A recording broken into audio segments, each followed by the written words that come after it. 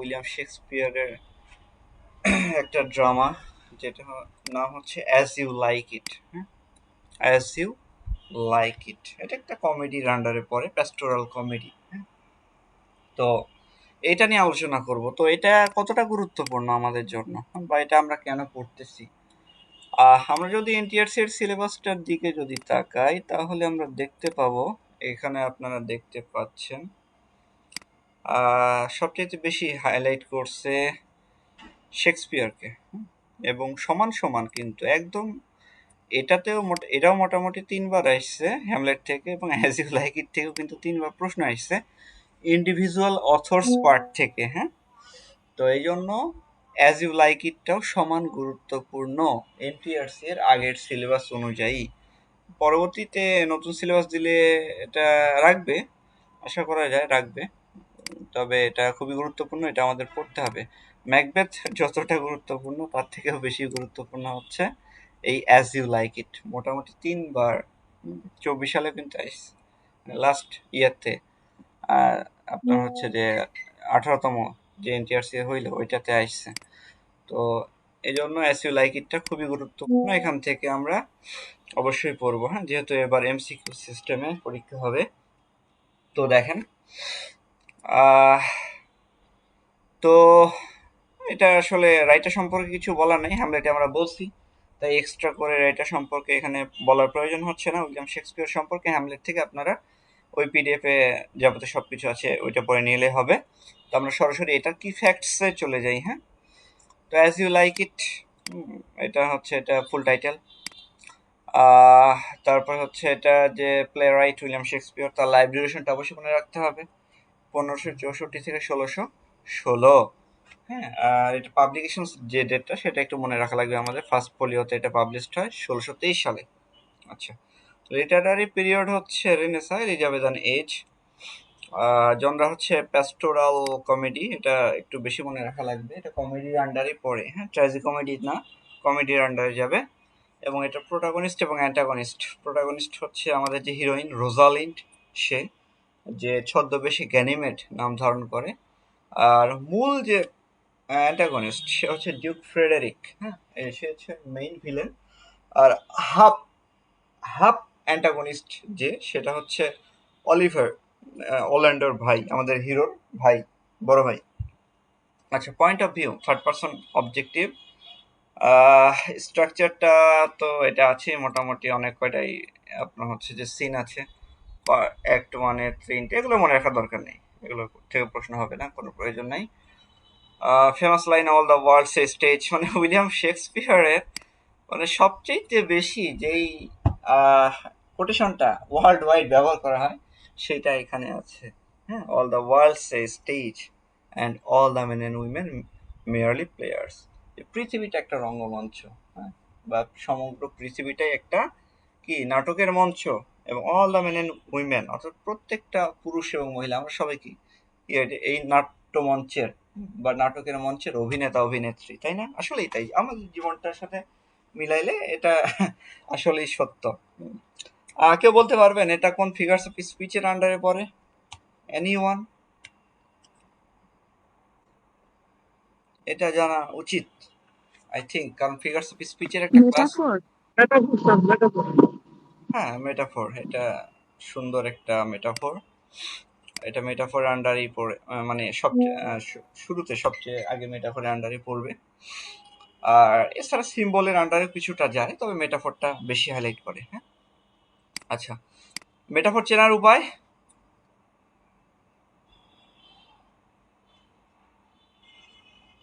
Metaphor চেনার উপায় কি? Anyone? Indirect comparison to different things without using as like or এরকম কিছু। Indirect comparison without using as, like, so as, compare, এরকম ওয়ার্ডগুলো থাকবে না। আর তবে এখানে কিছু ওয়ার্ড থাকে কম্প্যারিজনের ক্ষেত্রে, যেমন হচ্ছে আপনার বিভার থাকতে পারে, আবার নাও থাকতে পারে। তবে এগুলো ছাড়া তুলনা হইলে এটা স্বাভাবিক তুলনা হলে এটা মেটাফরের আন্ডারে পড়বে। আচ্ছা, আর যখন কনসেপ্ট হয়ে যাবে তখন ওইটা হয়ে যাবে মানে অনেক বড় মানে অকল্পনীয় তুলনা হয়ে যাবে। আচ্ছা, তো এর পরবর্তীতে এটা যে সেটিং সেটা একটু আমাদের মনে রাখা লাগবে। ফরেস্ট অফ আর্ডেন এটা হচ্ছে মূল সেটিং। এছাড়া ডাচি ইন ফ্রান্স অর্থাৎ হচ্ছে কোর্ট, ডাচি বলতে এটা কোর্ট অফ ফ্রান্স এটা, আর হচ্ছে আপনার ফরেস্ট অফ আর্ডেন এইটা। তো ফরেস্ট অফ আর্ডেন এটা নামটা অবশ্যই মনে রাখতে হবে আমাদেরকে, কারণ এটার একটা ব্যাখ্যা আছে। তো কি নোটসে এটার ব্যাখ্যা আমরা পাবো, বার্ড অফ অ্যাভন। এটা আসলে কাকে বলা হয়? উইলিয়াম শেক্সপিয়রের এটা টাইটেল। উইলিয়াম শেক্সপিয়রকে বলা হয় বার্ড অফ অ্যাভন বা ফাদার অফ ইংলিশ ড্রামা, মনে রাখা লাগবে। হ্যাঁ, ফাদার অফ ইংলিশ ট্র্যাজেডি হচ্ছে Christopher Marlowe. Father of English tragedy Christopher Marlowe, আর ফাদার অফ ইংলিশ ড্রামা হচ্ছে উইলিয়াম শেক্সপিয়ার, এবং তাকে বার্ড অফ অ্যাভনও বলা হয়। এখন তাকে বার্ড অফ অ্যাভন কেন বলা হয়? তো বার্ড হচ্ছে মানে একটা কোনো কবি, সাহিত্যিক, নাট্যকার, তার হচ্ছে আপনার মানে কি বলে যে তাদেরকেই বার্ড এই ওয়ার্ডটা দেওয়া হইতো বা ডাকা হইতো।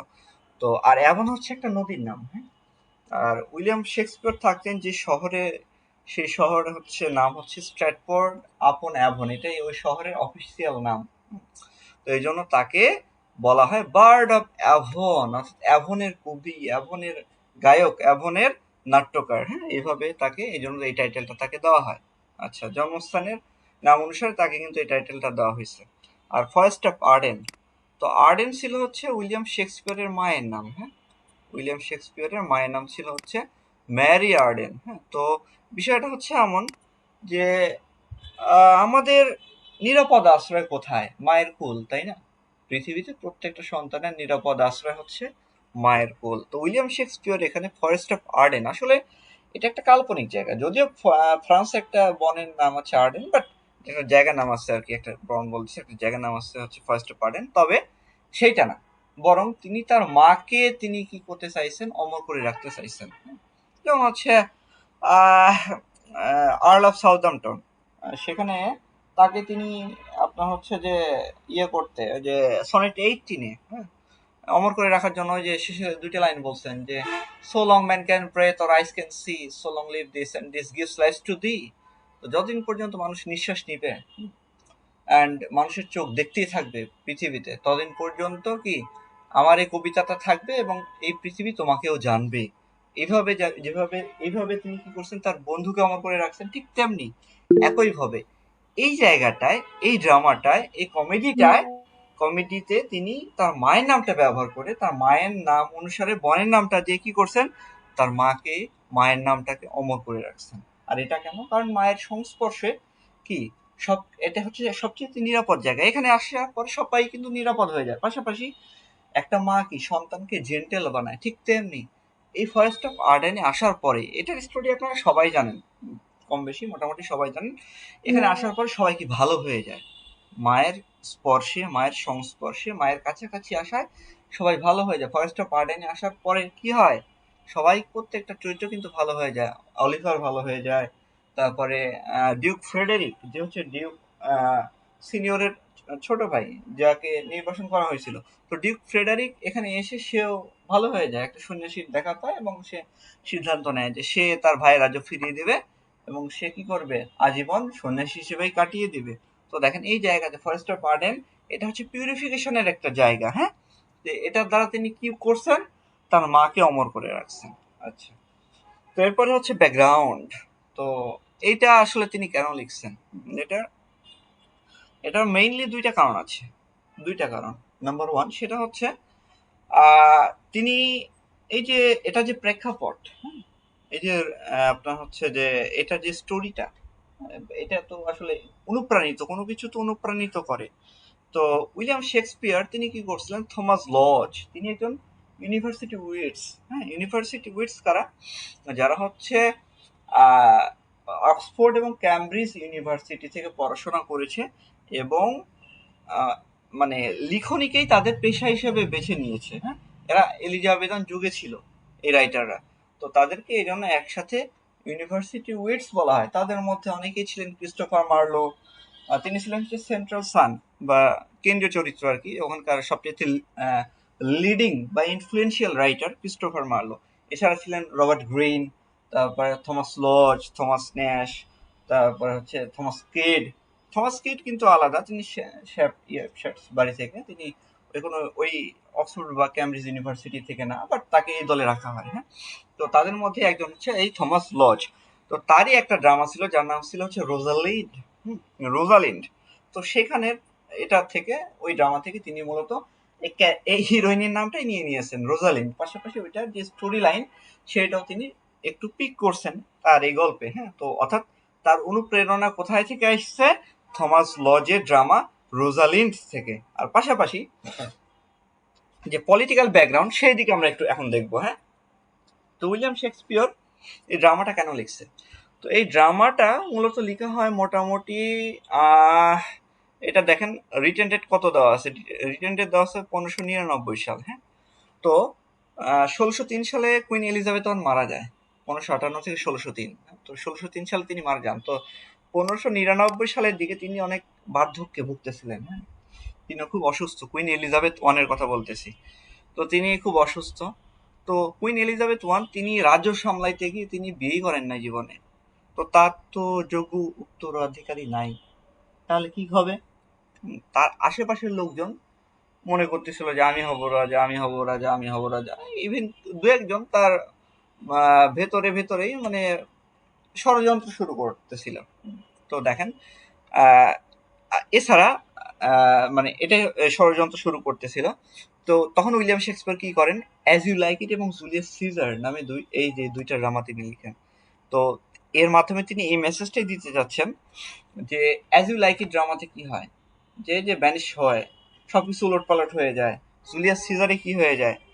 যে সিজারকে যখন হত্যা করে সম্পূর্ণ রাজ্যতেই কি হত্যাযজ্ঞ, ধ্বংসাযজ্ঞ একদম চালু হয়ে যায়। এতে করে কি হয়, সব লিডিং পয়েন্টে যারা ছিল সবাই মারা যায়। হ্যাঁ, তো এর মাধ্যমে তিনি কি মেসেজ দিচ্ছেন উইলিয়াম শেক্সপিয়ার? তিনি মেসেজ দিচ্ছেন যে যদি কুইন এলিজাবেথ এর বিরুদ্ধে ষড়যন্ত্র করা হয় বা তাকে যদি সামহাও ক্ষমতাচ্যুত করা হয়, তাহলে কি হয়ে যাবে? দেশে গৃহযুদ্ধ বেঁধে যাবে। আর যুদ্ধের পরিণতি কোনো সময়ই ভালো হয় না। যুদ্ধ সবসময় ধ্বংস বয়ে নিয়ে আসে। তো এই দুইটা ড্রামার মাধ্যমে তিনি সম্ভাব্য যে একটা গৃহযুদ্ধ সেটা থেকে ইংল্যান্ডকে বাঁচিয়ে দিয়েছেন। তো দেখেন রাইটাররা কতটা দূরদর্শী সম্পন্ন। হ্যাঁ, এবং উইলিয়াম শেক্সপিয়ার এই জন্য মানে ইউনিক, সেকেন্ড টু নান, মানে অতুলনীয়, তার সাথে কারো তুলনায় চলে না। আর এই যে এগুলো ইনডিরেক্টলি তো তিনি লিখছেন, কিন্তু এগুলো বোঝার মতো তো ক্ষমতা থাকা লাগবে মানুষের। হ্যাঁ, এবং সেগুলো ইংরেজ সমাজে ছিল। আসলে আমাদের দেশে দেখবেন 33-এ পাস। এটা কেন? কেউ কি জানেন? এই যে আমাদের দেশে 33-এ পাস, এই ব্যাখ্যাটা কেউ কি জানেন কেন? এনিওয়ান বলতে পারবেন? আমাদের দেশে 33-এ পাস, এটার কারণ কি? রোকসানা ইসলাম জানেন? না স্যার, আমি জানি না। 33-এ কেন পাস হইলো? বিষয়টা আর না? এটা হচ্ছে এটা হচ্ছে স্যার ওই যে ইংরেজরা মনে করতো যে আমরা হয়তো তাদের থেকে অর্ধেক মেধাবী, এই জন্য। হ্যাঁ, সেটা ঠিক আছে। হ্যাঁ, এইটাই হচ্ছে মূল কারণ। মানে বিষয়টা হচ্ছে ইংল্যান্ড, হ্যাঁ, ইংল্যান্ডে তৎকালীন সময়ে আপনার হচ্ছে 86-তে পাস ছিল। হ্যাঁ, 66 মার্কে। তো তারা মনে করতো এই ভারতীয়রা, হ্যাঁ, ইন্ডিয়ানরা, এরা আমাদের থেকে অর্ধেক মেধাবী, এদের ব্রেন অতটা ফাস্ট কাজ করে না। হ্যাঁ, ঠিক আসলে বিষয়টা এমনই। আমরা যেটা আজকের কথা ভাবি, ওরা কিন্তু ওই কোনো কাজ আজকের কথা ভেবে করে না। 100 বছর আগে, 100 বছর ভেবেই ওরা কাজ করে, 200 বছর ভেবেই কাজ করে। যার কারণেও ওরা দেখেন এখনো পর্যন্ত আমাদেরকে শোষণ করে যাচ্ছে। কিভাবে? ধর্মভিত্তিক দেশ ভাগ করে দিয়ে চলে গেছে। এখন আমরা কি মারামারি, নিজেদের মধ্যে মারামারি করতেছি। আমরা কিন্তু ইউনাইটেড হতে পারি নাই। আচ্ছা, ইংলিশকে ইন্টারন্যাশনাল ল্যাঙ্গুয়েজ করে দিয়ে গেছে। দিয়ে যাওয়ার ফলে কি হয়েছে? এখন আমরা কি করতেছি? আমরা আইএলটিএস করতেছি, টোফেল করতেছি, এটা ওইটা হাবিজাবি করতেছি। হ্যাঁ, এগুলো আমরা কিসের জন্য করতেছি? মানে এগুলো তো একটা ইন্টারন্যাশনাল একটা স্ট্যান্ডার্ডনেস আছে, যার কারণে আমরা ওগুলো দেশে গিয়ে পড়ালেখা করতে পারতেছি। হ্যাঁ, আমাদেরই শুষতেছে ওদের ল্যাঙ্গুয়েজ দিয়ে, ভাষাগত। খালি যে এসে আগে ডিরেক্ট ওরা শোষণ করতে, আর এখন ইনডিরেক্টলি আমাদেরকে শোষণ করতেছে প্রযুক্তি দিয়ে, ল্যাঙ্গুয়েজ দিয়ে, সবকিছু দিয়ে আমরা শোষিত হচ্ছি। তো তৎকালীন সময় ইংরেজদের যে পরীক্ষা পদ্ধতি, সেখানে ওরা 66-তে পাস ছিল এবং মনে করতো যে এরা ইন্ডিয়ানরা আর আধা ব্রেনের অধিকারী। হ্যাঁ, এরা অত দূরদর্শী সম্পন্ন না, যার কারণে অর্ধেক 33 সিস্টেমটা করে দিয়েছে। হ্যাঁ, এই ছিল হচ্ছে মূল কারণ। তো এইভাবেই কিন্তু উইলিয়াম শেক্সপিয়রও লিখছে সম্ভাব্য গৃহযুদ্ধের একটা প্রেক্ষাপট থেকে তিনি ইংল্যান্ডকে বাঁচাই দিয়েছেন, এবং শাসক শ্রেণীরাও বুঝতে পারছে যে না, আসলে এটার মিনিং আছে, যার কারণে তারাও সচেতন হয়ে গেছে। হ্যাঁ, এর পরবর্তীতে আমরা ক্যারেক্টার্স গুলো দেখবো। মেজর ক্যারেক্টার্স কে কে আছে? Rosalind, heroine, protagonist, main. তো সে হচ্ছে ডিউক সিনিয়রের মেয়ে, এবং অরল্যান্ডোর হচ্ছে বিলাভেড প্রেমিকা। পরবর্তীতে তার সাথেই তার বিয়ে হয়। আর সে ডিসগুইস ধারণ করে, মানে ওই সময় মেয়েদের তো এত সিকিউরিটি ছিল না, বা এখনো নাই। তো ওই সময় তবুও মেয়েদেরকে আসলে সাহিত্যেই অনেক বেশি গ্লোরিফাই করা হয়েছে, যার কারণে ভার্জিনিয়া উলফ তার একটা বিখ্যাত ইয়ে লেখছে, এ রুম অফ ওয়ান্স ওন। তারই একটা চতুর্থ নম্বর চ্যাপ্টার, শেক্সপিয়র সিস্টার নামে একটা সে এসে লিখে ফেলছে। তো যাই হোক, ওইদিকে আমরা না যাই। তো যাই হোক, সে ফরেস্ট অফ পার্ডেনে যখন যায় তখন গ্যানিমেড নাম ধারণ করে। হ্যাঁ, যখন ব্যানিস্ট করে তার চাচা ডিউক ফ্রেডেরিক। তো এরপরে হচ্ছে অরল্যান্ডো, হিরো আসলো এবার, সরি হিরোইন আসলো, এরপরে হচ্ছে হিরো অরল্যান্ডো, সে হচ্ছে হিরো, রোজালিন্ডের লাভার। তারপর তার বাবার নাম হচ্ছে স্যার রোলান্ড ডি বয়েস, সে হচ্ছে ডিউক, রোলান্ড ডি বয়েস ছিল হচ্ছে ডিউক সিনিয়রের একদম খুব কাছের একজন কোর্সার, মানে কোর্টের একজন সভাসদ। Brother of Oliver and Jaques de Boys, তারা তিন ভাই, অরল্যান্ডো, অলিভার এবং জ্যাক্স ডি বয়েস। সবচেয়ে বড় হচ্ছে অলিভার, এরপরে হচ্ছে জ্যাক্স ডি বয়েস, তারপরে হচ্ছে অরল্যান্ডো। হ্যাঁ, এরপরে হচ্ছে অলিভার, সে হচ্ছে ফার্স্ট হাফ অ্যান্টাগনিস্ট, মানে অর্ধেক অ্যান্টাগনিস্ট, ভিলেন, আধা ভিলেন সোজা কথা। পরবর্তীতে যেহেতু সে ভালো হয়ে যায়, তো মেইন অ্যান্টাগনিস্ট না, কিন্তু সে হচ্ছে অর্ধেক অ্যান্টাগনিস্ট। তো সে হচ্ছে স্যার রোলান্ড ডি বয়েজের সবচেয়ে বড় ছেলে, সে অরল্যান্ডোর ভাই এবং জ্যাক্স ডি বয়েজের ইমিডিয়েট বড় ভাই, এবং সে অনেকটা নিষ্ঠুর। পরবর্তীতে সে ভালো হয়ে যায় এবং সে লাভার অফ সিলিয়া, রোজালিন্ডের চাচাতো বোন ডিউক ফ্রেডারিকের মেয়ে সিলিয়ার সে লাভার। পরবর্তীতে এদের বিয়ে হয়। সিলিয়া সে হচ্ছে অলিভারের প্রেমিকা, ডিউক ফ্রেডারিকের মেয়ে। আচ্ছা, এবং সে রোজালিন্ডের কাজিন, চাচাতো বোন।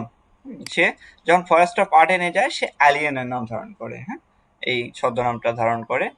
তো ডিউক সিনিয়র এরপরে, হ্যাঁ, ডিউক সিনিয়র সে হচ্ছে রোজালিন্ডের বাবা, ফাদার।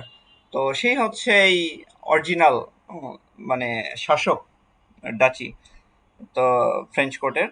তো এক্সাইল্ড, সে বর্তমানে আছে হচ্ছে আপনার ফরেস্ট অফ আর্ডেনে, এক্সাইল্ড, মানে কি বলে যে বনবাসকৃত জীবন সে যাপন করতেছে। Elder brother of Duke Frederick, Duke ফ্রেডারিকের সে বড় ভাই। ডিউক ফ্রেডেরিক সে হচ্ছে মেইন অ্যান্টাগনিস্ট, সে ডিউক সিনিয়রের ছোট ভাই, আর হচ্ছে সিলিয়ার বাবা, পাশাপাশি হচ্ছে সে ইয়ে চাচা, আপনার রোজালিন্ডের চাচা। জ্যাক্স, জ্যাক্স হচ্ছে একটা মিলানকোলিক একটা ক্যারেক্টার, সে ডিউক সিনিয়রের হচ্ছে সভার একজন সদস্য। সে মিলানকলিক একটা লর্ড সে, হ্যাঁ, সে এবং সেই এই বিখ্যাত উক্তিটা বলে, all the world say stage and all the men and women merely players. আচ্ছা, একটা মিলানকলিক লর্ড, এটুকু মনে রাখলেই হবে। হ্যাঁ, ইন ডিউক সিনিয়র্স কোর্ট। আচ্ছা, মাইনর ক্যারেক্টার্স, মাইনর ক্যারেক্টার্স কে কে আছে? টাচ স্টোন, টাচ স্টোন সে হচ্ছে ক্লাউন, ওই যে গোপাল ভাঁড় আছে না, ওই রকমই। হ্যাঁ, সে হচ্ছে ক্লাউন, সে হচ্ছে একটা ভার চরিত্র ডিউক ফ্রেডারিকের কোর্টে, লাভার অফ আদ্রে। তো যখন সে ফরেস্ট অফ বার্ডেনে যায় আদ্রেকে ভালোবাসে এবং তার পরবর্তীতে তাদের বিয়ে হয়। আদ্রে সে হচ্ছে বেলাভেড অফ টাচ স্টোন এবং কান্ট্রি গার্ল, খুব সিম্পল, সাদাসিধে, একটা সহজ সরল একটা মেয়ে। উইলিয়াম সে হচ্ছে আদ্রেকে ভালোবাসতো। তো যাই হোক, এই মানে টাচস্টোন ওকে অনেক ভয় দেখায়, অলংকৃত শব্দ ব্যবহার করে, যে আমরা বলি না ইংলিশে যেহেতু বলছে তাহলে ঠিকই বলছে, ওই রকমই সে একটু উচ্চ অলংকৃত শব্দ ব্যবহার করে এই উইলিয়ামকে ভয় দেখাইতে কে টাচস্টোন। পরবর্তীতে উইলিয়াম পালিয়ে যায়। যাক, সে অনেক সহজ সরল, যার কারণে সে পালিয়ে যায় এবং আদ্রেকে অনেক ভালোবাসতো, কিন্তু যাক পরবর্তীতে সে আদ্রেকে আর বিয়ে করতে পারে না, কারণ আদ্রেকে টাচস্টোন বিয়ে করে। সিলভিয়াস সে হচ্ছে একটা শেফার্ড, মানে হচ্ছে মেষপালক আর কি। চারণ করে এবং সে ফিবিকে খুব ভালোবাসে। ফিবি সে একটু চালাক, খুবই একটু না, খুবই চালাক। সে এই সিলভিয়াসের সাদাসিধে ছেলে, ওই জন্য সিলভিয়াসকে পছন্দ করে না, সে রোজালিনকে পছন্দ করে। রোজালিন যখন ফরেস্ট অফ বার্ডেনে যায় তখন সে গ্যানিমেড নাম ধারণ করছিল, হ্যাঁ, ছদ্মনাম এবং পুরুষের ছদ্মবেশে ছিল। তো সে ওর যে অ্যাপিয়ারেন্স এটা থেকে ওর প্রেমে পড়ে যায় গ্যানিমেডের, যার কারণে সে সিলভিয়াসকে তখন আস্তে আস্তে দূরে সরাইতে থাকে যে না, এ চলবে না, এ হচ্ছে গেয় ভূত। মানে ওর ইয়েটা একটু বেড়ে গেছে আর কি, ভাব একটু বেড়ে গেছে। তো পরবর্তী যে সে এট লাস্ট সে ইয়েকেই বিয়ে করে, সিলভিয়াসকে বিয়ে করে, যখন তার ভুল ভাঙে যে না, এই গ্যানিমেড আসলে পুরুষ চরিত্র না, সে আসলে ছদ্মবেশে রোজালিন। তখন সে সিলভিয়াসকে বিয়ে করে। লর্ড অ্যামিয়াস সে গান গায়, দু চারটা গান গায়, ভালো, মোটামুটি ওই কম্প্যাশনেট এবং ডিউক্সিনিয়ার প্রতি লয়াল। চার্লস সে হচ্ছে একটা প্রফেশনাল রেসলার। শুরুর দিকে তার সাথেই অরল্যান্ডো মানে কুস্তি খেলে এবং তাকে হারায় দেয়, চার্লসকে হারায় দেয়। স্যার রোল্যান্ড ডি বয়েস হচ্ছে ডিউক সিনিয়রের সভাসদ ছিলেন, অনেক বিশ্বস্ত একজন সভাসদ এবং অনেক ভালো, ভার্চুয়াস। এবং তার তিনটা পুত্র আছে। কে কে? অলিভার প্রথম পুত্র, সেকেন্ড পুত্র হচ্ছে জ্যাক্স ডি বয়েস এবং থার্ড পুত্র হচ্ছে অরল্যান্ডো। আচ্ছা, জ্যাক্স ডি বয়েস সে হচ্ছে মিডিল ব্রাদার বা মেজো ভাই সোজা কথা, হ্যাঁ, ওই অরল্যান্ডো এবং অলিভারের। এবং সে তার উপস্থিতি পাওয়া যায় একদম শেষে। শেষে গিয়ে সে ওই খোঁজ দেয়, ডিউক সিনিয়রকে বলে যে আসলে ডিউক ফ্রেডারিক তো আসতেছিল এই ফরেস্ট অফ বার্ডেনে আপনাদের আক্রমণ করতে, কিন্তু আসার এসেই বনের শুরুতেই সে তার সাথে একটা সন্ন্যাসীর দেখা হয় এবং সন্ন্যাসীর কথা শুনে তার জীবনের পথ আসলে ঘুরে যায়। সে এই সিদ্ধান্ত নেয় যে সে বাকি জীবন কি হিসেবে কাটাবে, সন্ন্যাসী হিসেবে কাটায় দেবে, আর সে কোর্টে ফিরবে না এবং আপনাকে রাজ্য ফিরিয়ে দেবে। তো এই নিউজটা জ্যাক্স ডি বয়েস অ্যাট লাস্ট দেয়। আর কোরিন সে হচ্ছে একটা সিম্পল শেফার্ড, মানে অনেক বেশি লয়াল। তো কোরিন যখন শুরুতেই আমাদের যে হিরো এবং হিরোইন, সরি হিরোইন বলতেছি, হিরোইন এবং তার বোন রোজালিন্ড এবং সিলিয়া, গ্যানিমেড এবং অ্যালিয়ানা ছদ্মনাম ধারণ করে যখন তারা বনে প্রবেশ করে, তখন এই কোরিনের সাথে দেখা হয়। হ্যাঁ, এবং কোরিন বলে যে আসলে আমার যে মনিব আছে সে তো অনেক রুড, মানে খুবই খারাপ। তবে সে তার ইয়েটা বিক্রি করবে, কটেজ বিক্রি করবে, সব সম্পদ বিক্রি করবে। তখন রোজালিন বলে ঠিক আছে তুমি দেখো, যদি এরকম পাওয়া যায়। মানে শুরুতে রোজালিনটা এসে ক্ষুধার্ত সাহায্য চাচ্ছিল, তো যে করিনের সাথে দেখা হয়, তো করিন বলে যে আমার মালিক তো বিক্রি করবে। তখন রোজালিন বলে ঠিক আছে তুমি দেখো, তাহলে আমি কিনে নিব। তো পরবর্তীতে যে কিনে নেয় এই করিনের মাধ্যমে, এবং করিনকে একটু স্যালারি বাড়ায় দেয় আর কি, হ্যাঁ, এই সহায়তা করার জন্য। তো দেখেন কাপল, এদের এখন আমাদের এই কাপল গুলোকে জানা লাগবে আসলে এখানকার কাপল কে কে, হ্যাঁ, বা লাভ রিলেশন কাদের মধ্যে আছে। তো রোজালিন্ডের সাথে অরল্যান্ডো, অলিভারের সাথে হচ্ছে সিলিয়া, টাচিস্টোনের সাথে হচ্ছে আদ্রে এবং সিলভিয়াসের সাথে হচ্ছে ফেবি। আসলে অনেক ক্যারেক্টার, হ্যাঁ, তবে একবার একটু ভালো করে মনোযোগ সহকারে আমরা যদি দেখি তাহলে ক্যারেক্টারগুলো আমাদের কাছে কি কঠিন মনে হবে না, ইনশাল্লাহ খুব ইজি মনে হবে। জাস্ট আমাদের একটু একবার একটু ভালো করে দেখা লাগবে, হ্যাঁ, তাহলে আর কঠিন মনে হবে না, যথেষ্ট ইজি আছে, খুবই ইজি একটা ড্রামা এটা। আচ্ছা, তো দেখেন এর পরবর্তীতে তাহলে আমরা আমাদের যে আলোচনাগুলো ছিল, কি ফ্যাক্টস, কি নোটস, ব্যাকগ্রাউন্ড, ক্যারেক্টার, সিম সেটিং, এগুলো আমাদের আলোচনা হয়ে গেছে। হ্যাঁ, আমরা এবার চলে যাব সম্পূর্ণ এটার সামারিতে। হ্যাঁ, আমরা চেষ্টা করব যতটা গভীরে গিয়ে পিক করা সম্ভব হয় ততটা আমরা পিক করার চেষ্টা করব। তো এ পর্যন্ত তো সবকিছু ক্লিয়ার নাকি? কোনো প্রশ্ন? এনিওয়ান? কবির আহমেদ, কোনো প্রশ্ন আছে? না স্যার, আচ্ছা, বুঝতে পেরেছি। ঠিক আছে। এটা আপনারা পড়ছেন আসলে, হ্যাঁ, অনেকটাই পড়ে এসেছেন, যার কারণে এটা পাশাপাশি এটা অনেক ইজি। উইলিয়াম শেক্সপিয়ারের অন্যান্য ট্র্যাজেডি বা ড্রামাতে যেই রকমের টুইস্ট থাকে, এটাতে ওইরকম টুইস্ট নাই। হ্যাঁ, বিশেষ করে তার ওই যে ইয়েতে জুলিয়াস সিজার, তারপরে হচ্ছে অথেলো, এগুলোতে ব্যাপক পরিমাণে টুইস্ট আছে। কিন্তু এটাতে একটা প্লেন স্টোরি, এটাতে ওরকম টুইস্ট নেই, যথেষ্ট ইজি এটা। আবার হেমলেটেও কিছু টুইস্ট আছে, কিন্তু এটাতে ওরকম অত বাঁক নাই, প্লেন স্টোরি। তো চলেন আমরা এটা শুরু করি, হ্যাঁ, মূল স্টোরিটা। তো অ্যাক্ট ওয়ান, এটা মূলত 5টা অ্যাক্ট, এবং এই যে 5টা অ্যাক্ট এটার সূত্রপাত হয়েছে কিন্তু গ্রিক কালচার অনুযায়ী, গ্রিক লিটারেচারি যে টেন্ডেন্সি সেটা অনুযায়ী। হ্যাঁ, তো এই যে 5 অ্যাক্টস, তারপরে হচ্ছে ক্লাইম্যাক্সটা আপনার হচ্ছে যে 3 নাম্বার ইয়েতে রাখা লাগবে, 3 নাম্বার অ্যাক্টে। এই রুলসটা করে গেছে হচ্ছে অ্যারিস্টটল তার পোয়েটিক্সে, তিনি লিখে দিয়ে গেছেন এবং সেটাই ফলো করে বাকি সব রাইটাররা। তো যাই হোক, এখানে উইলিয়াম শেক্সপিয়ার এটা ফলো করছে, 5টা অ্যাক্টই রাখছে, তবে সিনগুলো আলাদা, ভেতরে অনেক সিন ঢুকাইছে। তো দেখেন, ফার্স্ট অ্যাক্ট, প্রথম অ্যাক্টের সম্পূর্ণ কি কি আছে এখানে, সংঘাত, নির্বাসন এবং নতুন সূচনা, এগুলো সবই আছে। তো সংঘাত মানে কি, মানে একটা সংঘর্ষ দেখানো হয়েছে। নির্বাসন আছে এখানে, যে রোজালিন্ডকে নির্বাসন দেওয়া হয় সেটা দেখানো আছে। এবং নতুন সূচনা, তারা নতুন ভাবে কি করে, উদ্যমে ফার্স্ট আর্ডেনে যায় এবং নিজেদের জীবনটা শুরু করে, এমন। তো যাই হোক, ফার্স্ট অ্যাক্ট 1, সিন 1, পারিবারিক কলহ, অলিভারের ষড়যন্ত্র, এবং এটার স্থান হচ্ছে অলিভারের বাড়ির কাছের একটা বাগান, এবং এটা দিন। তো শুরুতে এভাবে দেখানো হয়েছে যে অরল্যান্ডো খুব মর্মাহত, এবং তার যে বাবার যে চাকর অ্যাডাম, সে অনেক বেশি বিশ্বস্ত, এবং অরল্যান্ডোর সাথে তার সম্পর্ক খুবই ভালো। আবারও বলতেছি, এরা হচ্ছে 3 ভাই, অরল্যান্ডোরা 3 ভাই, হ্যাঁ। তো অরল্যান্ডোর বাবার নাম কি, আপনার হচ্ছে যে স্যার রোল্যান্ড ডি বয়েস। এই রোল্যান্ড ডি বয়েসের হচ্ছে 3 ছেলে, অলিভার, জ্যাক্স ডি বয়েস এবং অরল্যান্ডো। তো স্যার রোল্যান্ড ডি বয়েসের হচ্ছে চাকর ছিল, বৃদ্ধ চাকর, তার নাম হচ্ছে অ্যাডাম।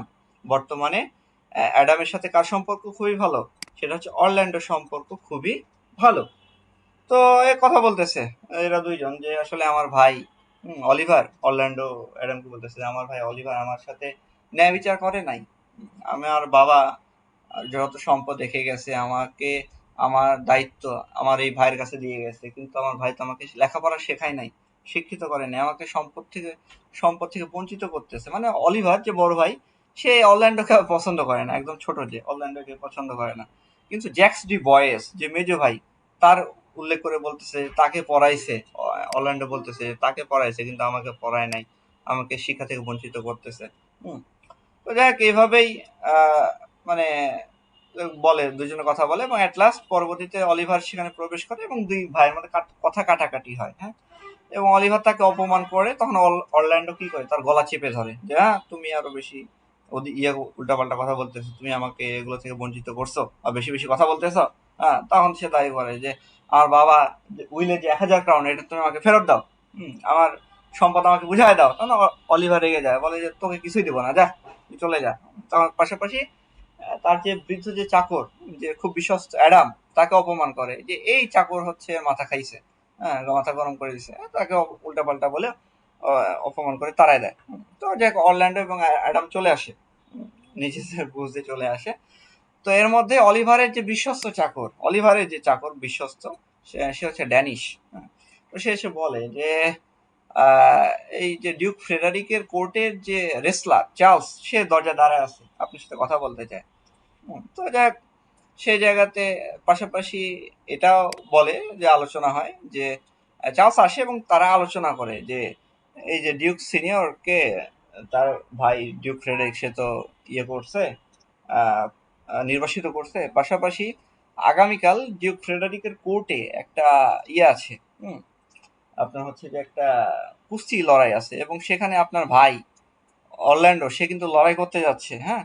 তো তাকে সামাল করে রাখেন, সে যেন লড়াই না করে। তখন অলিভার মনে করে যাক একটা চান্স আমি পাইছি, আমার ভাইকে এখন শায়েস্ত করা যাবে। সে বলে যে আমার ভাই সবচেয়ে খারাপ, সে খুবই খারাপ, দুনিয়ার সবচেয়ে নিকৃষ্ট মানুষ, আমি চাই তুমি তার সাথে লড়াই করো এবং তাকে একটা উচিত শিক্ষা দাও। তখন যাক, তখন আর কি করা, যেহেতু ভাই বলতেছে, তখন আর চার্লস কি করে, চলে যায়। পাশাপাশি এটা আলোচনা হয় যে ডিউক সিনিয়রকে ডিউক ফ্রেডারিক নির্বাসন করছে ঠিকই, কিন্তু তার মেয়ে সিলিয়া, তার সাথে তার যে চাচাতো বোন ডিউক সিনিয়রের যে মেয়ে অরল্যান্ডো, তা অরল্যান্ডো বলতেছে রোজালিন্ড, তার সম্পর্ক খুবই ভালো, এই কারণে তার মেয়ের খাতিরে রোজালিনকে রেখে দিয়েছে, তাকে নির্বাসন করে নাই। তো যাক, এগুলো আলোচনা হয় এবং পরবর্তীতে যেহেতু মারামারি হবে, লড়াই হবে, এই মেসেজটা দিয়ে সে চলে যায়। তো যাই হোক, এভাবেই হয়। এবং এখানে অলিভারের একটা সলিলিকুই আসে এবং সে বলে যে পৃথিবীতে কাউকে যদি সে সবচেয়ে বেশি ঘৃণা করে, সে তার ছোট ভাই অরল্যান্ডোকে বেশি ঘৃণা করে। তো এর পরবর্তীতে অ্যাক্ট 1 সিন 2, কুস্তি প্রতিযোগিতা, রোজালিন্ড অরল্যান্ডোর প্রেম। তো কি হয় এই সিনে? তো রোজালিন্ড এবং তার চাচাতো বোন কথন হয় এখানে। রোজালিন্ডের মন খুবই খারাপ, খুবই বিষণ্ণ, কারণ তার বাবাকে নির্বাসন দেওয়া হয়েছে। সিলিয়া তাকে বারবার বোঝায় যে চিন্তা করো না, সবকিছু ঠিক হয়ে যাবে, এভাবে আর কি একটু মানে একটা কি বলে সান্ত্বনা দেওয়া, এমনটা দেয়। তো সেখানে টাচ স্টোন যে ভার সভাসদ, সেও ছিল। হুম। তো এরা তিনজন একসাথে কিন্তু থাকবে এখন, হ্যাঁ, টাচ স্টোন, সিলিয়া আর হচ্ছে রোজালিন্ড, এই তিনজন একসাথে থাকবে এখন। এবং টাচ স্টোন অনেক বেশি বিশ্বস্ত, এদের দুজনকে সঙ্গ দেয়, সোজা কথা। তো লিবিও, তো সে আসে, সে একজন সভাসদ, এসে বলে যে কুস্তিগির চার্লস যে আছে, এই চার্লস অলরেডি একটা বৃদ্ধের 3 পুত্রকে পঙ্গু করে ফেলছে। এবং বর্তমানে একজন তরুণ যুবক অরল্যান্ডো তার সাথে সে লড়াই করতে চলতেছে। তো যাক, ডিউক ফ্রেডারিক এবং অন্যরা মানে চার্লস অন্যান্যরা সেখানে আসে।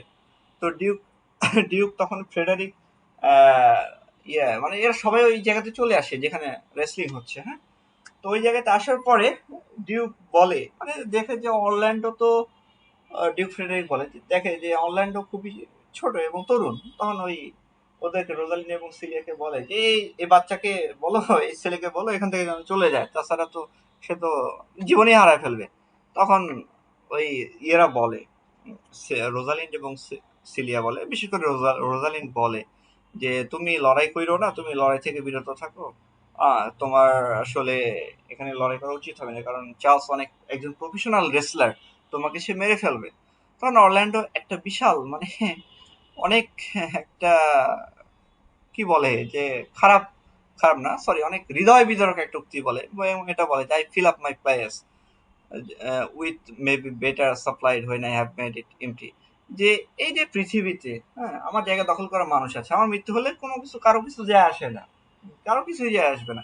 তো পরবর্তী যাই হোক, সে লড়াই করে এবং সবাইকে অবাক করে দিয়ে সে প্রফেশনাল রেসলার চার্লসকে সে পরাজিত করে দেয়।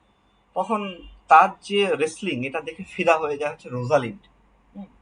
এবং সে তখন মুগ্ধ হয়ে বলে, তার সামনে এসে একটা উপহার দেয়, হার একটা উপহার দেয়, নেকলেস, গলার চেন, এবং বলে যে স্যার ইউ হ্যাভ রেসেলড ওয়েল, যে স্যার আপনি খুব ভালো লড়াই করছেন। হ্যাঁ, এক কথায় তার প্রশংসা করে। তো দেখ, এই জায়গাতেই তাদের যে লাভ এট ফার্স্ট সাইট, এই জিনিসটা হয়ে যায়, হ্যাঁ, মানে একে অন্যের প্রতি অনেক বেশি দুর্বল হয়ে যায়, হ্যাঁ। আসলে বিষয়টা হচ্ছে এমন, আমাদের ইনফ্যাচুয়েশন কাজ করে। এক নজরে আমরা যে কাউকে খুব পছন্দ করে ফেলি, ভালোবেসে ফেলি, হ্যাঁ।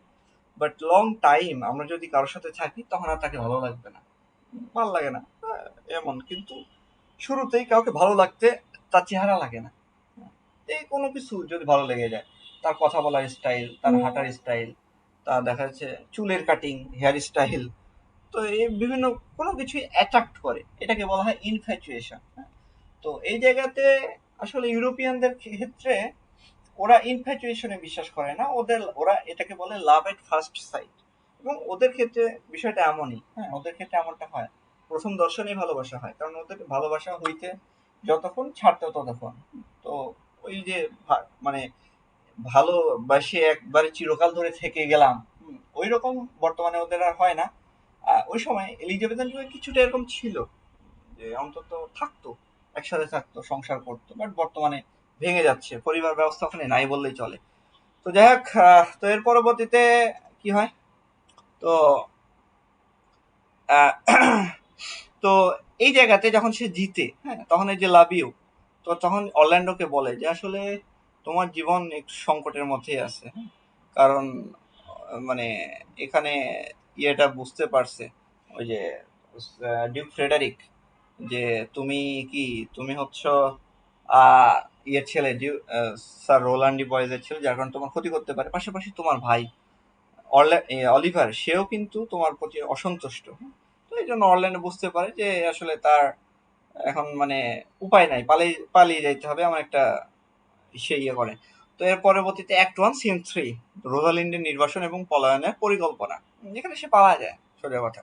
তো এই সিনে কি হয় যে রোজালিন্ড এবং সিলিয়া, তারা আলোচনা করতেছে যে কিভাবে কি করবে, বা এক কথায় এখানে তারা আলোচনা করে মূলত অরল্যান্ডোকে নিয়ে, অরল্যান্ডো টপিক নিয়ে, অরল্যান্ডো প্রেমে পড়ে গেছে। তো সিলিয়া বারবার ওই যে ইয়ে করে, যাকে বলে কাঠি করা, যে তুমি তো যাক ভালোই তাকে নেকলেস, হার পর্যন্ত দিয়ে দিলে গলার, তো এইভাবে যে কি করে, তো রোজালিন্ড এটা বলে না তেমন কিছু না, তেমন কিছু না, মানে সে বারবার একটু এড়িয়ে যাওয়ার চেষ্টা করে। তো যাই হোক, এর মধ্যেই ডিউক ফ্রেডারিকের মেসেজ আসে এবং সে বলে যে রোজালিন্ড, আগামী তোমার হচ্ছে যে 10 দিন পর তোমাকে যেন এই প্রাসাদের 20 মাইলের মধ্যে আমি না দেখি।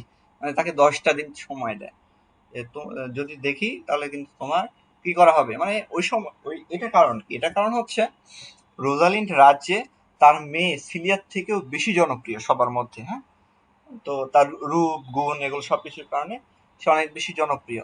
এই জিনিসটা ডিউক ফ্রেডারিকের পছন্দ হচ্ছিল না। তার কথা হচ্ছে আমার মেয়ে বেশি জনপ্রিয় হবে রাজ্যে বা প্রজাদের মধ্যে, আমার ভাইয়ের বোন কেন হবে। এই জন্য সে বলে যে আগামী 10 দিনের মধ্যে তোমাকে যেন এই প্রাসাদের 20 মাইলের মধ্যে না দেখি। তাহলে কি করে এখন? তো সে তো অবস্থা খারাপ, রোজালিন্ডের তো পালাইতে হবে। তো তখন সিলিয়া বলে যে আসলে সিলিয়া তখন তাকে সান্ত্বনা দেওয়ার চেষ্টা করে যে আমাদেরকে আলাদা করতে পারবে না, প্রয়োজনে আমরা দুজনেই চলে যাব, আমরা দুজনেই নির্বাসন নিব। তো যাক, নির্বাসন নেওয়া তো বললে তো নেওয়া না, ওই সময় মেয়েদের তো স্বাধীনভাবে চলাচল কি ছিল না, পারমিশন ছিল না, বা তারা চলতে পারতো না, যে কোনো সময় হাইজ্যাক হইতো বা একটা সমস্যা, মেয়ে তো একা একা চলা কঠিন। তখন সে কি করে, রোজালিন্ড গ্যানিমেট পুরুষের ছদ্মবেশ ধারণ করে এবং আহ, এই যে সিলিয়া সে অ্যালিয়েনা নাম ধারণ করে, যে একটা গ্রাম্য মেয়ে সাজ নেয়। তারা দুইজন একসাথে তারা তখন কি করে, প্রাসাদ থেকে বের হয়ে চলে যায় এবং এই কথাটা যে বলে যে now we go in content to liberty not banishment. এখন আমরা কি স্বেচ্ছা চলে যাচ্ছি স্বাধীনতার দিকে, আমাদের কি কি করা হয় নাই, আমাদেরকে নির্বাসন দেওয়া হয় নাই, বরং আমরা স্বেচ্ছায় চলে যাচ্ছি, এই কথাটা সিলিয়া বলে। আচ্ছা, তো অ্যাক্ট 2 এবার শুরু হচ্ছে, বনের জীবন এবং নতুন শুরু। তো অ্যাক্ট 2 সিন 1, এখানে কি হয়, আর্ডেন বনের প্রশান্তি এবং জ্যাক্সের বিষাদ। আচ্ছা, এটা ফরেস্টের পার্ডেনে কিন্তু এবার চলে আসলো। হ্যাঁ, তো এই সিনটা শুরু হচ্ছে কখন, যখন দেখা যাচ্ছে ডিউক সিনিয়র এবং তার যে লর্ডরা আছেন তারা কথা বলতেছেন সামনাসামনি থেকে। তো তারা এখানে কি করতেছেন, উপভোগ করতেছেন। এবং এখানে ডিউক সিনিয়র একটা খুব সুন্দর একটা কথা বলে, সেটা হচ্ছে sweet are the uses of adversity. মানে এই যে দুঃখের ফল কি মধুর হয়, বা প্রতিকূলতার ফল সবসময় কি হয়, মধুর হয়। হ্যাঁ, এরকম কিছু উক্তি বলে। এবং তারা যে বনের জীবনটাকে যে উপভোগ করতেছে, এখানে শীত আছে কিন্তু এখানে শান্তি আছে, এখানে কোনো চিন্তা নাই, একটা স্বাধীন তারা জীবনযাপন করতেছে। এই জিনিসটা তাদের ভালো লাগে বা এইগুলো নিয়ে তারা কথা বলে।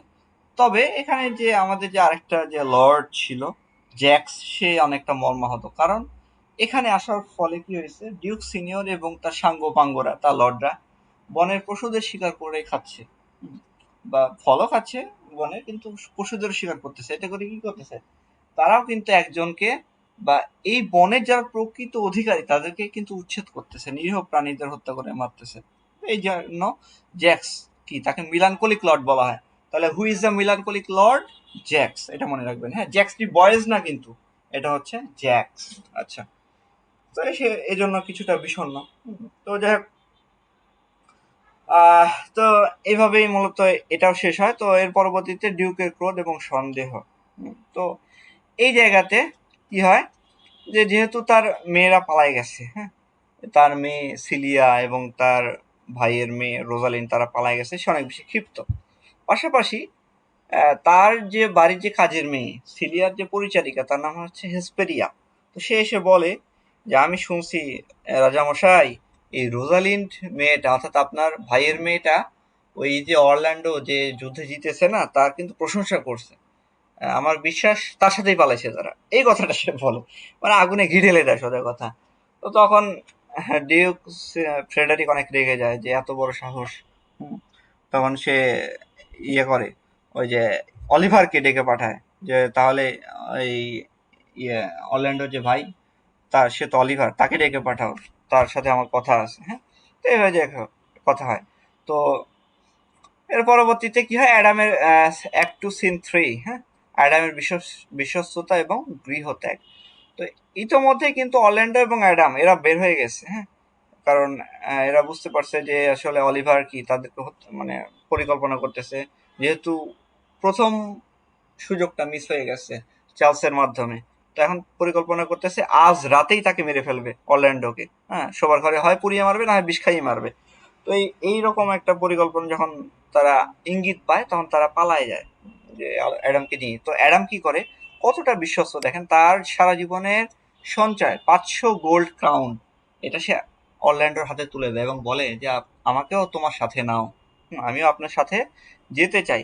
তখন তারা দুইজন এই ফরেস্ট অফ আর্ডেনের পথে যাত্রা শুরু করে এবং এই জায়গাতে অরল্যান্ডো অ্যাডামের এই যে এত পরিমাণে কৃতজ্ঞতাবোধ বা এক কথায় সার্ভিচিউর যে সেবা, এটা দেখে সে বিস্মিত হয়ে যায় যে এত মানুষ এতটা সলিড কিভাবে থাকতে পারে বা এতটা অনেস্ট কিভাবে হয়। যাই হোক, তো এর পরবর্তীতে অ্যাক্ট 2 সিন 4 আর্ডেন বনে প্রবেশ এবং আশ্রয়ের সন্ধান। তো অলরেডি রোজালিন্ড এবং সিলিয়া তারা ফরেস্ট অফ আর্ডেনে চলে আসছে এবং টাচস্টোন, এরা তিনজন চলে আসছে। তো আসার পরে দীর্ঘ পথ আসছে। তো সিলিয়া মোটামুটি অনেকটা অসুস্থ হয়ে গেছে, মানে সে দুর্বল হয়ে গেছে, তার ক্ষুধা লেগে গেছে মোটামুটি এমন একটা অবস্থা। তো ওইখানে ঢুকতেই দেখা হয় হচ্ছে সেখানে শেফার্ড সিলভিয়াস এবং করিনের সাথে শেফার্ডেস। তো সিলভিয়াস এবং করিনের সাথে দেখা হয়। তো সিলভিয়াস বলে যে ওদের মানে সিলভিয়াসকে বলে, সরি করিনকে বলে রোজালিন যে আসলে আমাদেরকে সাহায্য করো। তখন করিন বলে যে আমি তো আসলে আমার মালিকের আন্ডারে থাকি, তার অনুমতি ছাড়া আমি তো কিছু করতে পারবো না। তখন তবে সে এই কথাটা বলে যে আমার মালিক তার সয় সম্পদ সব বিক্রি করে দিতে যাচ্ছে। তখন রোজালিন বলে ঠিক আছে আমি তাহলে কিনে নিব এবং তুমি তাহলে এক কাজ করো, ওগুলো কেনার ব্যবস্থা করো, এর বিনিময়ে তোমাকে আমি কি করব, তোমার যে স্যালারিটা তুমি আমার অধীনে কাজ করবে, তোমার স্যালারিটা আমি বাড়ায় দিব। তো এইভাবে সে একটা ভালো জায়গা খুঁজে পায় বা থাকা জায়গা তারা খুঁজে পায়। কে রোজালিন, সিলিয়া এবং টাচস্টোন। আচ্ছা, তো এর পরবর্তীতে অ্যাক্ট 2 সিন 5 বনের গান এবং জ্যাক্সের বিষাদ। তো এখানে কি হয় যে অ্যামিয়ান্স গান গায় আন্ডার দ্য গ্রিন টি। তো এই গানের মূল যে উপজীব্য বিষয় সেটা হচ্ছে যে বন জীবনটাই ভালো, এটাই শ্রেষ্ঠ কোর্টে জীবনের চেয়ে, এটা হচ্ছে মূল উপজীব্য বিষয় ছিল। তবে এখানে যে বিষদগ্রস্ত যে আমাদের যে লর্ড জ্যাক্স, সে অনেক বেশি তার মন খারাপ, কারণ তারা আসার পর থেকে মানে তার মন এক কারণেই খারাপ যে তারা এখানে এসেও তারা কি হয়ে গেছে, তারা শোষক হয়ে গেছে, প্রাণীদের হত্যা করতেছে, হরিণগুলোকে হত্যা করে তারা খেয়ে ফেলতেছে। তার এই কারণে তার মনটা খুব খারাপ, সে মনে মনে শান্তিতে নাই। হ্যাঁ, তো এর পরবর্তীতে অরল্যান্ডো এবং অ্যাডামের দুর্দশা, অ্যাক্ট 2 সিন 6। আচ্ছা, তো এই সিনে কি হয়, এই সিনটা মানে অনেকটাই একটা আবেগপ্রবণ একটা অবস্থা, কারণ তারাও এখন ফরেস্টে বার্ডার নিয়ে চলে আসছে। অ্যাডামের একদম খুবই ক্ষুধা, এতটাই ক্ষুধা লাগছে যে সে প্রায় মারা যাবে এমন একটা অবস্থা। হ্যাঁ, মানে সে আর পথ চলতে পারতেছে না। তো কি হয় তখন, তখন সে ওই জায়গাতে তাকে নামায়, অ্যাডামকে রাখে এবং অ্যাডাম বলে যে আসলে আমি তো মারাই হয়তো যাব, তবে আমাকে একা ছেড়ে তুমি যেও না। তখন যাক ওই অরল্যান্ডো বলে যে আমি খাবার আনা পর্যন্ত অন্তত তুমি বেঁচে থাকো। হ্যাঁ, সে যে এটাই বলে যে I die for food, here lie down and measure out my grave, যে আমি খাবার অভাবে মারা যাচ্ছি, এখানেই নিজের কবর মাপতেছে, মানে এমন একটা অবস্থা। ওই অরল্যান্ডো বলে যে তুমি অন্তত এটুকু সময় বেঁচে থাকো, আমি যাতে খাবার আনতে পারি, তোমাকে যদি অভুক্ত রাখে তুমি যদি মারা যাও তাহলে আমি কি নিজেকে ক্ষমা করতে পারবো না। মানে তার ভিতরে, কারণ তাকে এতটা হেল্প করছে অ্যাডাম, তার প্রতিদান তো সে তাকে দিতে পারতেছে না। তো যাই হোক, সে অনুরোধ করে এবং সে চলে যায় খাবার আনতে। হ্যাঁ, তো কারণ সে চায় যে অ্যাডাম যদি মানে খাবার আনার আগে মারা যায় তাহলে তার এই যে পরিশ্রমটা তাকে তুলে নিয়ে এসছে সব বিছা যাবে। তো অরল্যান্ডো তাকে কাঁধে তুলে নিয়ে নতুন আশ্রয়ের দিকে রওনা শুরু করে আর কি। তো এর পরবর্তীতে অ্যাক্ট 2 সিন 7, অ্যাক্ট 2 এর লাস্ট সিন এটা, জীবনের রঙ্গমঞ্চ এবং অরল্যান্ডোর আশ্রয়। তো তারা এই সিনে কি হয় যে ডিউক সিনিয়র এবং তার সঙ্গীরা তারা খাবার নিয়ে বসছে এখন। কিন্তু যে জ্যাক্স সে তাকে খুঁজতেছে, সে তো তার খাবারের প্রতি ইচ্ছা নাই, সবাই এইভাবে অন্যায় অত্যাচার করতেছে। তো তারা এই ডিউক সিনিয়র লোক পাঠাইছে, যাও ওই জ্যাক্সকে নিয়ে আসো আর আমরা হচ্ছে খাবারের আয়োজন করতেছি, খাবার শুরু করি। তো যাই হোক, অরল্যান্ডো সেখানে তলোয়ার নিয়ে ঢুকে পড়ে, মানে হঠাৎ আগমন, হ্যাঁ অ্যাবসার্ড, মানে হঠাৎ করে চলে আসে। তো আসার ফলে সবাইকে বলে খবরদার কেউ কোনো খাবার খাবে না, মানে এভাবে যে সবাইকে ইয়ে করে। তো সে বলে যে খাবারগুলো আমি নিব, আমার দাবি। তো ডিউক সিনিয়র বলে তুমি থামো, তুমি একটু শান্ত হও, তোমার কি সমস্যা বলো। হ্যাঁ, মানে তাকে একটু শান্ত করে এবং বলে যে আসলে এই সমস্যা, এভাবে অ্যাডাম ক্ষুধার জ্বালাচ্ছে, মৃতপ্রায়, আমি তাকে সাহায্য করতে চাই।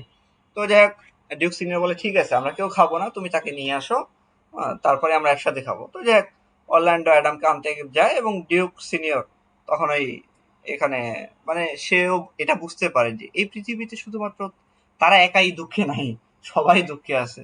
এবং তখন সে একটা এই বিখ্যাত উক্তিটা করে যে অল দা, মানে এখানে এই যে ইয়েটা বলে জ্যাক্স, যে all the world's a stage and all the men and women merely players, যে পৃথিবীটা একটা রঙ্গমঞ্চ এবং আমরা সবাই অভিনেতা। হ্যাঁ, তো যাই হোক, এখানে কি হয়, জীবনের যে 7টা যে পর্যায় মানুষের জীবনের, সেইটা কিন্তু বর্ণনা করা হয়েছে। এটা মনে রাখবেন, উইলিয়াম শেক্সপিয়র তার অ্যাজ ইউ লাইক ইটে জীবনের 7টা পর্যায় সম্পর্কে বলছে।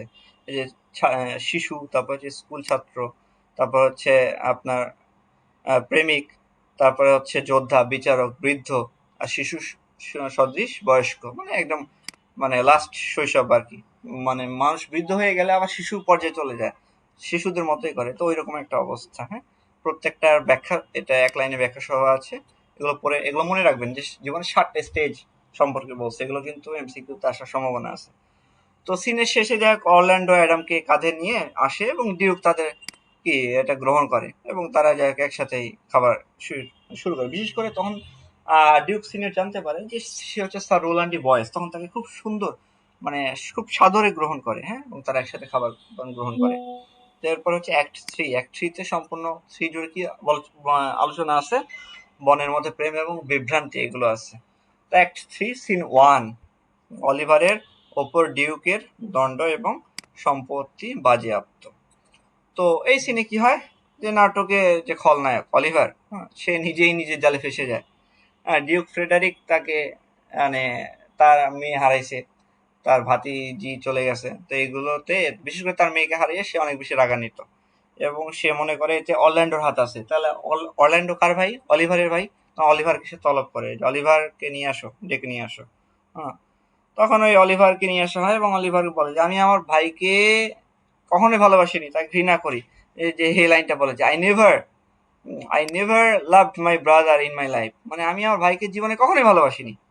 তখন ডিউক ফ্রেডারিক বলে যে আমি তো কি ভিলেন, তুই তো আমার থেকে বড় ভিলেন রে, মানে এইভাবে বলে আমি তো কি ভিলেন, তুমি তো আমার থেকে আরো বেশি বড় ভিলেন। হ্যাঁ, তখন তাকে বলে যে আগামী 12 মাসের মধ্যে যদি তুমি তোমার ভাই কে যদি খুঁজে, জীবিত বা মৃত, যদি খুঁজে আনতে না পারো, তাহলে কিন্তু তোমার বিপদ আছে। ততদিন পর্যন্ত তুমি ফিরে আসবে না এবং তোমার সকল সম্পত্তি বাজেয়াপ্ত করা হলো। অর্থাৎ ডিউক ফ্রেডারিক এই অলিভারের সকল সম্পত্তি সে বাজেয়াপ্ত করে নিছে। দেখেন যে অলিভার কি করছে, এই জন্যই বলে কর্মফল এটা আসবেই, প্রত্যেকটা জায়গাতেই রাইটাররা এগুলো দেখাইছে। হ্যাঁ, আপনি যে কাজটা করবেন সেই কাজটার কর্মফল আপনি 100% ফিরে পাবেন, 100%। এই যে অনেকেই বলে না যে আসলে আমার কাছে অনেক টাকা আছে, আমার জীবন সেফ, না, বিষয়টা এমন না। আল্লাহ এমন একটা রোগ দিবেন আপনাকে, শেষ, আপনি দেখবেন যে শেষ বয়সে গিয়ে ভাতও হচ্ছে না। এমন অনেক দেখছি আমাদের এলাকায়। হ্যাঁ, ওই লোকে অনেক মানে সম্পদ আহরণ করছে, অন্যকে ঠকায় ইয়ে করে, এখন তার নাতি নাতনিরা ভ্যান চালায় খায়, এবং চোখের সামনে দেখা, চোখের সামনে দেখা এগুলো উদাহরণ। হ্যাঁ, তো আসলে পাপ বাপকেও ছাড়ে না, বলে না। তো বিষয়টা হচ্ছে এমনই, যে অলিভার চাচ্ছিল তার ভাইকে বঞ্চিত করে সম্পদগুলো একাগ্রাস করতে, সে অলিভারের সম্পদ এখন বাজেয়াপ্ত করে ফেলা হয়েছে। কে বাজেয়াপ্ত করছে? Duke Frederick. তো ডিউক ফ্রেডেরিকও শান্তি পাবে না, সে পরবর্তীতে সেও এগুলো দিতে বাধ্য হয়। যাই হোক, মানে পাপ আমাদের কি করে, ক্ষণস্থায়ী অল্প কিছুক্ষণের জন্য আমাদের হচ্ছে শান্তি দেয়, প্রশান্তি দেয়। এবং এই জিনিসটা একজন আমেরিকান রাইটার আছেন, ন্যাথানিয়েল হawthorne, তার ইয়ং গুডম্যান ব্রাউনে তিনি বলছেন যে evil is the tendency of mankind, evil must be your only happiness. যে খারাপ কোনো কিছু করাটাই হচ্ছে মানুষের মানে মানুষ খারাপ কোনো কিছু করতে চায় এবং এখানেই কি মানুষ সুখ খুঁজে পায়। আসলেই তাই, খারাপ কোনো কিছুতে আমরা কি মানে ক্ষণস্থায়ী যে আনন্দ সেটা আমরা পাই, কিন্তু দীর্ঘস্থায়ী আনন্দ আসলে আমরা পাই না। তো ন্যাথানিয়েল হথর্নের রাইটিং গুলো পড়বেন। হ্যাঁ, এগুলো অনেক, সে পিউরিটান সমাজকে মানে স্যাটার করছে এবং অনেক শিক্ষণীয় অনেক বিষয় আছে। খুব ভালো একজন রাইটার তিনি। Scarlet Letter, Young Goodman Brown, এগুলোর মতো বিখ্যাত অনেক রাইটিং সে লিখছে। আচ্ছা, যাই হোক, ওদিকে আমরা না যাই। তো যাই হোক, যখন সে বাজেয়াপ্ত করে তখন অলিভার বিপদে পড়ে যায়। সে বুঝতে পারে যে আসলে তার নিজের পাতা ফাঁদে সে নিজে পড়ে গেছে, কিছু করার নেই, এখন সে সর্বশান্ত। তো অ্যাক্ট 3 সিন 2, ভালোবাসার পরীক্ষা ও ছদ্মবেশী রোজালিন্ড। তো রোজালিন্ড কি করে এখন? তো এই সিনে দেখানো হয় যে রোজালিন্ড মানে এটা এই যে সরি এই সিনটাতে দেখানো হয়েছে যে অরল্যান্ডো এর মাধ্যমে সে গাছে গাছে রোজালিন্ডের নাম সে লিখে রাখছে এবং তার নামে কবিতা লিখছে। এবং এখানে একটা লাইন আছে, বিখ্যাত একটা লাইন, যে from the east to western end no jewel is like Rosalind. এইরকম অলঙ্কৃত শব্দ ব্যবহার করছে, যে পূর্ব থেকে পশ্চিম পর্যন্ত রোজালিন্ডের মতো কোনো রত্ন নাই। তো দেখ সিলিয়া এসব কবিতা পড়ে এবং বুঝতে পারে যে এই কাজ নিশ্চিত অরল্যান্ডোরই, মানে একটা ধারণা করা আর কি, এমনটা করে। তো যাই হোক এভাবেই তারা আলোচনা করতেছিল। তো ওই সময়ে কি করে, ওখানে অরল্যান্ডো চলে আসে, জ্যাক্সও ছিল। তো অরল্যান্ডো মানে তাদের সামনে যখন দাঁড়ায় তখন ওই জায়গাতে বলে, রোজালিন্ড বলে যে আসলে সে প্রেমের ওষুধ জানে, হ্যাঁ, সেটাকে সমাধান করতে পারবে। আর সেটাও বলে যে লাভ ইজ মেয়ারলি ম্যাডনেস। এগুলো কিন্তু কোটেশন, গুরুত্বপূর্ণ কোটেশন, হ্যাঁ, যে ভালোবাসা আসলে পাগলামি ছাড়া কিছুই নয়, এটা এক ধরনের পাগলামি এবং এর কি ঔষধ আমার কাছে আছে, হ্যাঁ। তখন অরল্যান্ডো বলে ঠিক আছে তাহলে আমাকে এটা ঠিক করে দেন। তখন ওই রোজালিন্ড বলে গ্যানিমেড সেজে যে ঠিক আছে, এটা তুমি আমার কাছে এসো, তোমার ভেতরের প্রেমের ভূত আমি ছাড়িয়ে দেবো, হ্যাঁ, মাঝে মধ্যে তুমি আমার কাছে আসবে। অরল্যান্ডো রাজি হয় যে ঠিক আছে, এবং সে এখানে মানে ভালোবাসার একজন ডক্টর হিসেবে পরিচয় দেয়, কে? রোজালিন্ড, গ্যানিমেড ছদ্মবেশে, হ্যাঁ। আচ্ছা, এর পরবর্তীতে অ্যাক্ট 3 সিন 3, টাচস্টোন এবং আদ্রের বিবাহ পরিকল্পনা। তো এইদিকে এরা আবার কি করে, টাচস্টোন, হ্যাঁ, সে বনের ভেতরে যে গ্রামের যে মেয়ে আদ্রে, ওই যে ভার গোপাল ভাঁড় আর কি, টাচস্টোন যে ভার, সে হচ্ছে তাদের প্রেমে পড়ে, যে এক কথা তাদের হয়। তো টাচস্টোন আদ্রের যে ছাগল চড়াতে সাহায্য করে এবং তাকে বিয়ে করতে চায় আর কি, সোজা কথা। তো যাই হোক, তারা বিয়ে করবে, কিন্তু আসলে ভালো পাত্রী পাচ্ছে না। তো যাই ওই ফরেস্টের পার্ডেনের মধ্যেই গ্রামে একটা পাদ্রী পায়, যার নাম হচ্ছে স্যার অলিভার মার্টেক্স, হ্যাঁ, তার কাছে তারা যায়। তো তখন জ্যাক্স তাদের দেখে এবং বলে, তো অলিভার মার্টেক্স একটা কথা বলে যে আসলে কনে পক্ষকে তো আসলে কনেকে দান করার জন্য একজন লাগে, তো এরকম কেউ আছে? তখন জ্যাক্স বলে যে আমি দান করব, কোনো সমস্যা নেই। তখন পরবর্তীতে জ্যাক্স নিজেই বলে যে এরকম গ্রাম্য কোনো কাছে, পাদ্রীর কাছে বিয়ে না করাই উত্তম, কারণ এতে করে হয়তো বিয়েটা টিকবে না। তখন তোমাদের কি করা উচিত, একটা ভালো কোনো পাদ্রীর কাছে যাওয়া উচিত। এভাবে তাদের টাচস্টোন এবং আদ্রেকে সে পরামর্শ দেয় এবং তারা বিয়েটা ওইখানে আপাতত স্থগিত করে, হ্যাঁ। তো টাচস্টোন তারা এরা হচ্ছে আপনার ওই টাচস্টোন মানে যাওয়ার সময় পাদ্রীকে উপহাস করে গান গাইতে গাইতে চলে যায়, যে অলিভার মার্টেক্সকে উপহাস করে। তো অ্যাক্ট 3 সিন 4, এটা হচ্ছে লাস্ট সিন এই অ্যাক্টের। কি হয় এখানে, অরল্যান্ডোর অনুপস্থিতি এবং রোজালিন্ডের বিরহ, হ্যাঁ। তো এই সিনে এভাবে শুরু হয় যে রোজালিন্ডের মন অত্যন্ত খারাপ, সে কান্না করতেছে। কান্নার কারণ হচ্ছে অরল্যান্ডো। অরল্যান্ডো কথা দিছিল যে আজ সকালে সে দেখা করতে আসবে, কিন্তু সে আসেনি, এই জন্য তার মনটা খারাপ। তো ওই জায়গাতে সিলিয়া প্রথমে মানে অরল্যান্ডোর সমালোচনা করে এবং তাকে জুদাসের সাথে তুলনা করে, হ্যাঁ। তো জুদাস আসলে কে? এই যে জুদাস, এই জুদাসটা হচ্ছে জিসাস ক্রাইস্টের 12 জন শিষ্য ছিল, হ্যাঁ। তো 12 জন শিষ্যের মধ্যে থেকে এই জুদাস ছিল একজন যে অল্প কিছু মানে রূপ ও মুদ্রার বিনিময়ে ইয়েকে ধরাই দিছিল, জিসাস ক্রাইস্টকে ধরাই দিছিল।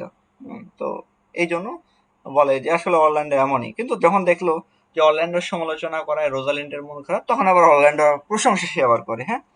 তো যাই হোক, এভাবেই কথোপকথন চলতে থাকে। তো তো এই জায়গাতে কি হয়, রোজালিন্ড বলে যে আসলে গতকাল আমার বাবার সাথে আমার দেখা হয়েছিল, কিন্তু গ্যানিমেড আমি ছদ্মবেশে ধারণ করেছিলাম, যার কারণে আমার বাবা আমাকে চিনতে পারে নাই। তো এভাবেই তাদের কথা হয়। তো এই সিনে শেষে এসে কি হয়, মেষপালক যে করিন সেখানে সে প্রবেশ করে। তো সে তাকে জানায়, রোজালিন্ডকে জানায় যে আসলে এই যে তরুণ যে মেষপালক সিলভিয়াস, হ্যাঁ, সে তার প্রেমিকা যে ফিবি, তাকে সে অনেক বেশি ভালোবাসে, কিন্তু ফিবি তাকে ভালোবাসে না। ফিবি তার সাথে কি করতেছে, ধোকা দিচ্ছে, মানে ফিবি কোনোভাবেই। আচ্ছা, আমার কথা কি ক্লিয়ার শোনা যাচ্ছে সবকিছু? আচ্ছা, আশা করি সব। এখন শোনা যাচ্ছে, কিছুক্ষণ আচ্ছা আগে শোনা যায়নি। ও আচ্ছা আচ্ছা, একটু যদি সমস্যা হয় তাহলে একটু জানাবেন, হ্যাঁ, নেটের যদি সমস্যা হয় একটু জানাবেন। তো যাই হোক, তখন বলে যে ফিবি তার সাথে ধোঁকাবাজি করতেছে। হুম। সে হচ্ছে একটু পোল্টিবাজ টাইপের মেয়ে। সিলভিয়াস তাকে অনেক বেশি ভালোবাসে, কিন্তু সে তার ভালোবাসে সাড়া দিচ্ছে না। তো যাই হোক, এর পরবর্তীতে অ্যাক্ট 3 সিন 5, ও এটা হচ্ছে লাস্ট সিন। যাই হোক, মানে অ্যাক্ট 3 তে ফিবির অবজ্ঞা এবং গ্যানিমেডের প্রতি অনুরাগ মানে তাকে ভালোবাসে আর কি। তো এই সিনে দেখা যায় যে যে সিলভিয়াস তাকে ফিবিকে অনেক বেশি ভালোবাসে এবং ফিবি ফিবি বলে এসে বারবার ইয়ে করে। তো রোজালিন ফিবিকে বলে যে আসলে মানে ফিবি অলরেডি রোজালিন্ডের প্রতি মানে গ্যানিমেডের প্রতি অনেক বেশি আকৃষ্ট, যে অনেক বেশি সুদর্শন দেখতে, আমি একে বিয়ে করব।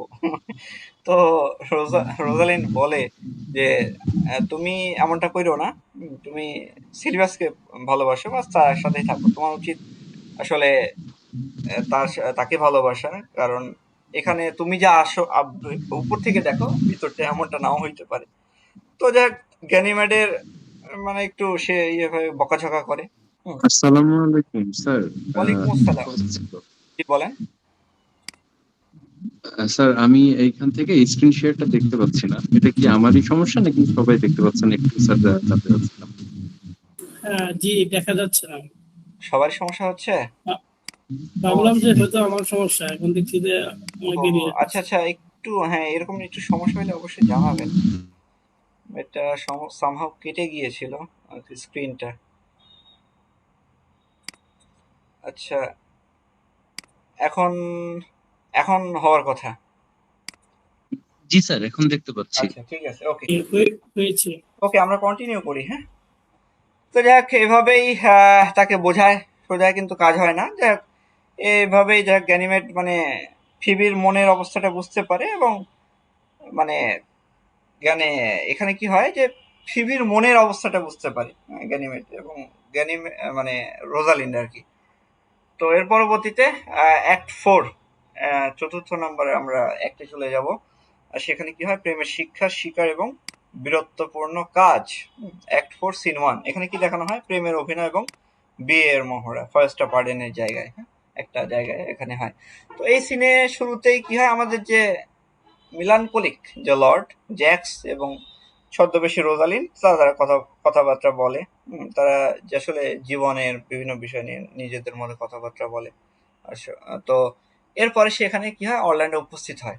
অরল্যান্ডো মানে নির্ধারিত একটা সময়ের মানে প্রায় মোটামুটি 1 ঘন্টা পরে আসায়। তো যে গ্যানিমেড তাকে তিরস্কার করে, রোজালিন তাকে তিরস্কার করে, তোমার টাইম সেন্স নেই, তোমার কিসের আমি চিকিৎসা করবো, লাভ ডক্টর আমি, বাট তুমি তো আসলে এগুলো কোনো কিছুই তোয়াক্কা করো না, তোমার কোনো টাইম সেন্স নেই। এবার দেখ, মানে যে যাকে বেশি ভালোবাসে তার উপর বেশি রাগ দেখায় বা অধিকার খাটায়, তো ওইরকম একটা অধিকার খাটায়, একটু বেশি বেশি বলে আর কি রোজালিন।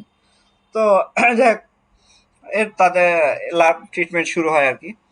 তো অরল্যান্ডো তখন বলে যে আসলে সে রোজালিন্ডের মানে বিরহে সে মারাই যাবে, কোনোভাবেই সম্ভব না।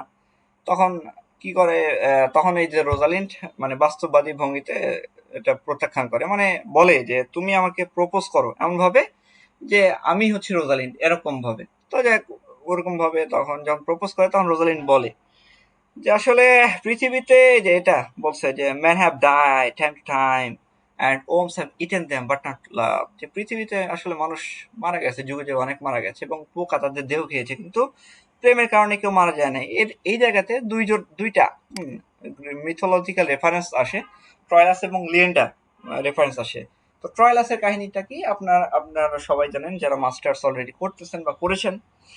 ট্রয়লাস ক্রিসাইডকে ভালোবাসতো। তো ক্রিসাইডকে ভালোবেসে সে কি করে, আহ, পরবর্তীতে ক্রিসাইডের দ্বারা প্রতারিত হয় এবং সে অ্যাকিলিসের হাতে পরবর্তীতে নিহত হয় ক্রিসাইডের দ্বারা প্রতারিত হয়ে। তো যাক, সে যুদ্ধেই মারা যায়। আর লিয়েন্ডার কাহিনী ছিল এমন যে লিয়েন্ডা সে একটা বীর ছিল, হ্যাঁ, এবং হিরো নামে একজন নায়িকা ছিল, তার নাম ছিল হিরো। সে ভার্জিন ওরশিপার ছিল, আপনার হচ্ছে অ্যাফ্রোডাইটের। মানে বিষয়টা হচ্ছে এমন, ওই আগের দেবদেবীর পূজা করতে গেলে আপনার হচ্ছে যে ভার্জিন ওরশিপার লাগতো, দেবীদের বিশেষ করে। যেমন হচ্ছে আর্টিমিস ভার্জিন দেবী, ঠিক তেমনি আপনার হচ্ছে যে ওই ভালোবাসার দেবী অ্যাফ্রোডাইট, তার পূজারী ছিল হচ্ছে হিরো নামের এই মেয়ে। তো সে কুমারী ছিল, কিন্তু যাই হোক, সে কি করতো, সে লিয়েন্ডার প্রেমে পড়ে যায়, হ্যাঁ। তো এরা দুজন রাতের বেলা ওই দেখা করতো। তো এই লিয়েন্ডা কি করতো, সে সাঁতার কাটতো, সমুদ্রে সাঁতার কেটে পার হইতো এবং যেখানে হিরো থাকতো ওই পাহাড়ের উপরে আলো জ্বালায় রাখতো। হ্যাঁ, তো ওই যে আলো দেখে লিয়েন্ডা হিরোর কাছে যাইতো এবং প্রত্যেকটা রাতে তারা প্রেম বিনিময় করতো। যাই হোক, তো এক রাতে কি হয়, ঝড়ের রাতে, হ্যাঁ, ওই আলোটা নিভে যায়, হিরো যে আলো জ্বালাইছিল ওটা নিভে যায়, আর লিয়েন্ডা তখন ওই পথ আর খুঁজে পায় না, সমুদ্রের মধ্যে সে হাবুডুবু খেয়ে মারা যায়। পরবর্তীতে সকালবেলা যখন হিরো তার দেহ পায় তখন সে কান্না করতে শুরু করে। তো যাক, এভাবেই তাদেরকে দিয়ে এটা মানে প্রেমের জন্য দেখ এভাবে তারা প্রেমের জন্য কিন্তু মরছে, কিন্তু মানে প্রেমের জন্য কেউ মারা যায় নাই, বরং মানে এভাবে একটু উপহাস করতে থাকে প্রেমিকদের নিয়ে, যে এত বিখ্যাত তো তারা না। যে বিশেষ করে বর্তমান যুগের মানুষ এভাবেই দেখ একটু ইয়া করে আর কি, তাদের বিদ্রুপ করে। বিশেষ করে কাকে, অরল্যান্ডোকে। তো যাক, এর পরবর্তীতে মানে রোজালিন্ড সিলিয়াকে পুরোহিত সেজে আসতে বলে বিয়ের মহড়াই করার জন্য, যে তারা অভিনয় করতেছে ইয়ে করার জন্য। তো যাক, এইখানে তারা অনেক কথাবার্তা বলে, ইয়েটা হয়, লাভ টেস্ট হয়, হাবিজাবি অনেক কিছুই হয়। তো এর পরবর্তীতে অ্যাক্ট 4 সিন 2, শিকার উৎসব এবং বিজয় সঙ্গীত।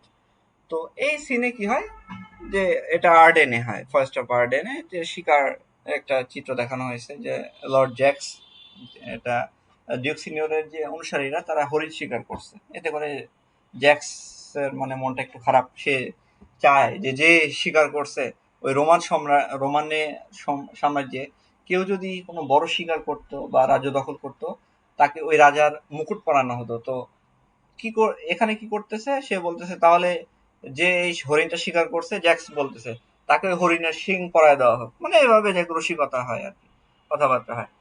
অ্যাক্ট 4 সিন 3, অলিভারের রূপান্তর এবং অরল্যান্ডোর বীরত্ব। তো এখানে কি হয়, তো এখানে দেখেন ওই যে সিলিয়া এবং রোজালিন্ড তাদের কথাবার্তা বলতেছে, তখন তারা অরল্যান্ডোর জন্য অপেক্ষা করতেছিল। হ্যাঁ, যে অরল্যান্ডো আসবে, আজকে আবার লাভ টেস্ট হবে, কথাবার্তা হবে। যে মানে রোজালিন্ড অরল্যান্ডোর অনুপস্থিতি সহ্য করতে পারতো না। মানে একটা যে সফট কর্নার, মানে একদম ডিপ লাভ হইলে যা হয় আর কি, বারবার টান অনুভব হয়, এমনটা হচ্ছিল, যার কারণে সে অরল্যান্ডো 1 মিনিট পরে আসলে সে খেপে যাইতো। তো অপেক্ষা করতেছিল। তো এমন সময় সেখানে মানে সিলভিয়াস আসে, ফিবি দেওয়া একটা চিঠি নিয়ে, ওই গ্যানিমেডকে দেয় আর কি। তো যেহেতু সে গ্যানিমেড নামেই ছিল, তো এখানে প্রেমের যে এগুলো সব পড়ে। তো যাক, সেখানে এগুলো পরে সে তিরস্কার করে। তো রোজালিন্ড মানে বারবার ফিবিকে বোঝাচ্ছে, হ্যাঁ, যে সিলভিয়াস আসলে পাগল তোমার জন্য, তুমি তাকে বিয়ে করো, তাকে বিয়ে করো। এবং সে বারবার ফিবি ফিবি ফিবি করে করে পাগল হয়ে গেছে সিলভিয়াস। বাট ওই ফিবি নিজে কি, সে হচ্ছে চালাক চতুর। সে কোনোভাবেই সিলভিয়াসকে পছন্দ করে না, সে গ্যানিমেডকেই তার লাগবে, এমন একটা অবস্থা। যাই হোক, এই জায়গাতে অরল্যান্ডো সরি মানে অলিভার আসে। আপনার হচ্ছে যে কি করে, যে ওই জায়গাতে সরি এখানে একটা কাহিনী আছে। ও হ্যাঁ, ওখানে অলিভার আসে এবং বলে যে আসলে অরল্যান্ডো আসবে না। সে রক্তাক্ত একটা রুমাল নিয়ে আসে এবং বলে যে অরল্যান্ডো আসবে না, কারণ হচ্ছে অরল্যান্ডো আমার ছোট ভাই এবং সে আমাকে বাঁচাইতে গিয়ে সে সিংহীর দ্বারা আক্রান্ত হয়েছে। আসলে একটা আমি যখন আসতেছিলাম, এই অলিভার বলতেছে, আমি যখন বনে আসছিলাম আমি ক্লান্ত ঘুমায় পড়ছিলাম একটা গাছের নিচে। তো তখন একটা বিষাক্ত সাপ ছিল, আর হচ্ছে পাশে একটা সিংহী ছিল, আমাকে আক্রমণ করতে আসছিল, কিন্তু আমার ভাই যাই হোক আমাকে বাঁচাইছে। সে আর সুযোগ থাকা সত্ত্বেও সে চলে যায় নাই। তো বাঁচাইছে, সে একটু আক্রান্ত, যার কারণে সে আর আজকে আর আসবে না। তো এই কথা শুনে রোজালিন তখন জ্ঞান হারিয়ে যায়। সে হাজার হলো প্রিয় মানুষ, জ্ঞান হারায়। পরবর্তীতে তার যখন জ্ঞান ফেরে তখন বলে যে আমি কি ভালোবাসা অভিনয় করতেছিলাম। হ্যাঁ, তো যাই হোক, এটা কিন্তু সিলিয়া বা অলিভার এটা বুঝতে পারে, আর ওই জায়গাতেই সিলিয়া এবং অলিভারের যে লাভ এট ফার্স্ট সাইট এটা হয়ে যায়, এই কন্যা প্রেমে পড়ে যায়, তারা ভালোবাসে ফেলে। তো প্রেম বিবাহ এবং আনন্দময় বিদায়, এটা হচ্ছে লাস্ট অ্যাক্ট। হ্যাঁ, তো অ্যাক্ট 5 সিন 1, টার্চিস্টন এবং উইলিয়ামের দ্বন্দ্ব। তো এই সিনটা মূলত একটা হাস্যরসে ভরপুর একটা সিন, তেমন কিছুই না। যে টার্চিস্টন এবং গ্রামের মেয়ে যে অদ্রে, হ্যাঁ, তারা বিয়ের কথা নিয়ে বলতেছিল যে তারা বিয়ে করবে। তো টার্চিস্টন জানতে পারে যে বনের একটা যে যুবক উইলিয়াম, সে অর্ধেককে বিয়ে করতে চায়। তখন সে ওই যে এর আগে বললাম যে উইলিয়ামকে তখন সে ডাকে টার্চিস্টন, এবং অনেক অ্যারিস্টোক্রেটিক ফিগার্স অফ স্পিচ সমৃদ্ধ অলংকৃত ভাষা সে ব্যবহার করে তাকে বকাঝকা দেয় এবং ভয় পেয়ে উইলিয়াম পালায় যায় যে না তাহলে অর্ধেক আমার আর বিয়ে করার দরকার নেই। তো এইভাবে সে পালায় চলে যায়। তো এর পরবর্তীতে হচ্ছে অ্যাক্ট 5 সিন 2 জাদুকরী প্রতিশ্রুতি এবং চতুর্ভুজ প্রেমের সমাধান। তো এই সিনের শুরুতে দেখা যায় কি যে অলিভার এবং অরল্যান্ডো তারা কথা বলতেছে। অলিভার জানায় যে সে ছদ্মবেশী যে সিলিয়া অ্যালিয়েনার প্রেমে পড়ে গেছে। অ্যালিয়েনা তো গ্রামের মেয়ে রূপ ধারণ করছিল, তো তার প্রেমে পড়ে গেছে। তো অলিভার এতটাই এখন বদলে গেছে যে তার সব সম্পত্তি সে তার ভাইকে অরল্যান্ডোকে দিয়ে দিতে চায় এবং সে এই বনে থেকে যাবে কার সাথে? ওই অ্যালিয়েনের সাথে অ্যালিয়েনকে বিয়ে করে এখানে থেকে যাবে, মেষপালক হিসেবে থেকে যাবে আজীবন শান্তিতে। আসলে এখানে একটা বড় একটা শিক্ষণীয় বিষয় আছে, সেটা হচ্ছে দেখেন আসলে আমরা যখন শহরের দিকে তাকাই, তাই না, যে শহরের মানুষ আমাদের মনে হয়, যারা আমরা গ্রামে থাকি বিশেষ করে আমাদের আমি যখন সাপোজ আমার কথাই বলি, আমি যখন গ্রামে থাকতাম, আমিও গ্রামেরই ছেলে, শহরের এখন বর্তমানে কর্ম ব্যস্ততায় থাকি তাই। তো যখন আমি গ্রামে থাকতাম তখন এই শহরে যখন আমি আসতাম তখন আমার মনে হইতো বিল্ডিং গুলো দেখে যে এই যে মানুষগুলো এরা কতই না সুখী, এদের ভেতরে কোনো অভাব নাই, কোনো ইয়ে নাই, বা দেখা যাচ্ছে কোনো চিন্তা নাই। কিন্তু এখন বুঝি আসলে কেউ সুখী না, বরং এই যে জিনিসটা, এই যে এরা যে আছে, এরা প্রত্যেকে একটা মানে অসুস্থ প্রতিযোগিতায় প্রত্যেকে নিমগ্ন। প্রত্যেকটা একটা অসুস্থ প্রতিযোগিতায় নিমগ্ন। আর গ্রামের জীবনটা অনেক সাধারণ। আসলে বিষয়টা হচ্ছে একটা গ্রামের মানুষের জীবনটাও চলে যাবে, একটা শহরের মানুষের জীবনটাও চলে যাবে। হ্যাঁ, গ্রামের মানুষের জীবনে একটা বিষয় কি, তারা হয়তো একটু খেতে খামারে কাজ করে, কর্মটর্ম করে, শরীরটা একটু আরাম পায় না, একটু খাটাখাটনি করে, তাই শহরে হয়তো তাদের শরীরটা একটু আরাম পায়, অত খাটাখাটনি করতে হয় না, কিন্তু তারা বাঁচছে কিসের উপরে? ওষুধের উপরে। ওষুধ ছাড়া চলে না। আরাম কোথায়? শহর গ্রামের জীবনটাতে মূলত মূল যে প্রশান্তি এটা আছে। তো এই জিনিসটা মূলত অলিভার সে বুঝতে পারে এবং সে এই অলিভার অ্যালিয়েনাকে বিয়ে করে, অর্থাৎ সিলিয়াকে বিয়ে করে এখানেই থাকার সে পরিকল্পনা করে যে আমরা এখানে থেকে যাব এবং তোমার সব সম্পদ আমি অরল্যান্ডো তোমার নামে দিয়ে দিতে চাই। তো এইভাবে যাক সে বলে। তো এখানে যাক এভাবে কথা হয়। তো তবে অরল্যান্ডো বলে যে আসলে সবই ঠিক আছে, কিন্তু আমি তো এখনো পর্যন্ত রোজালিন্ডের দেখা পাই নাই, আমি খুব একটা অবস্থা খারাপ। তো রোজালিন তখন সেখানে আসে এবং তাদের আশ্বস্ত দেয় করে যে আমি আসলে একজন জাদুকরের শিষ্য এবং আমার ক্ষমতা আছে, পরদিন আমি যেভাবেই হোক রোজালিনকে আগামীকাল মানে হাজির করবই।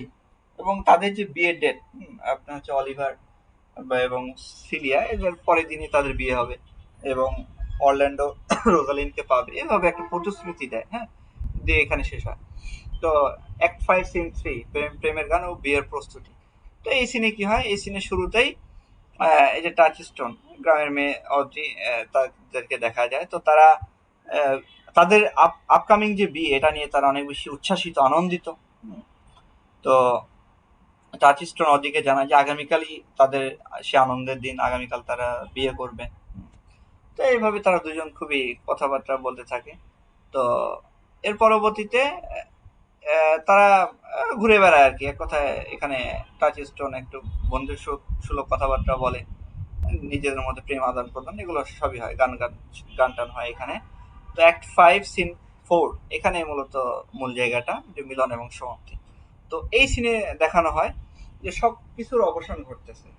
তো সিনের শুরুতেই যে গ্যানিমেড, আমাদের যে রোজালিন ছদ্মবেশী গ্যানিমেড, সে নির্বাসিত যে ডিউক সিনিয়র অরল্যান্ডো অন্যদের সাথে পুনরায় সম্পর্ক কি ঝালিয়ে নেয়, যে ওখানে সবকিছু ঠিকঠাক করে নেয়। সে প্রতিশ্রুতি দেয় যে রোজালিনকে সে নিয়ে আসবেই এবং অরল্যান্ডো তাকেই বিয়ে করবে। অন্যদিকে ফিবি মানে যদি গ্যানিমেডকে বিয়ে করতে অস্বীকার করে, তবে সে সিলভাসকে বিয়ে করতে বাধ্য। মানে ফিবির সাথে এভাবে কথাবার্তা হয় যে যদি তুমি গ্যানিমেডকে না পাও তাহলে কিন্তু তোমাকে কাকে বিয়ে করা লাগবে? তোমাকে কিন্তু সিলভাসকে বিয়ে করা লাগবে। এই সপ্তাহে রাজি করে। তো ফিবি বলে ঠিক আছে, কোনো সমস্যা নেই। ফিবি তো জানে যে গ্যানিমেড আছে, সেও রাজি হয়। তো যাই হোক, এইভাবে যখন হয় তখন সেখানে কি হয়, মানে ইয়ে মানে বিয়ে যে দেবতা হাইমেন সে আসে, উপস্থিত হয়। সে না এখানে আসে এবং সবাইকে আশীর্বাদ করে। তো রোজালিন্ড এখানে কি করে, তার যে ইয়েটা, তার যে ছদ্মবেশ এটা সে সবার সামনে খুলে দেয়। তো যখন সে খুলে দেয় তখন বুঝতে পারে, ফিবি বুঝতে পারে যে আসলে সে ভুল করছে, তখন সে সিলিভাসকে বিয়ে করবে বলে ইয়ে করে না। এবং অরল্যান্ডো অনেক বেশি উচ্ছ্বাসিত, সে রোজালিন্ডকে পেয়ে গেছে। তো এতে করে চারটা যে দম্পতি আমাদের, এদের মানে মিলন হয়। কে কে?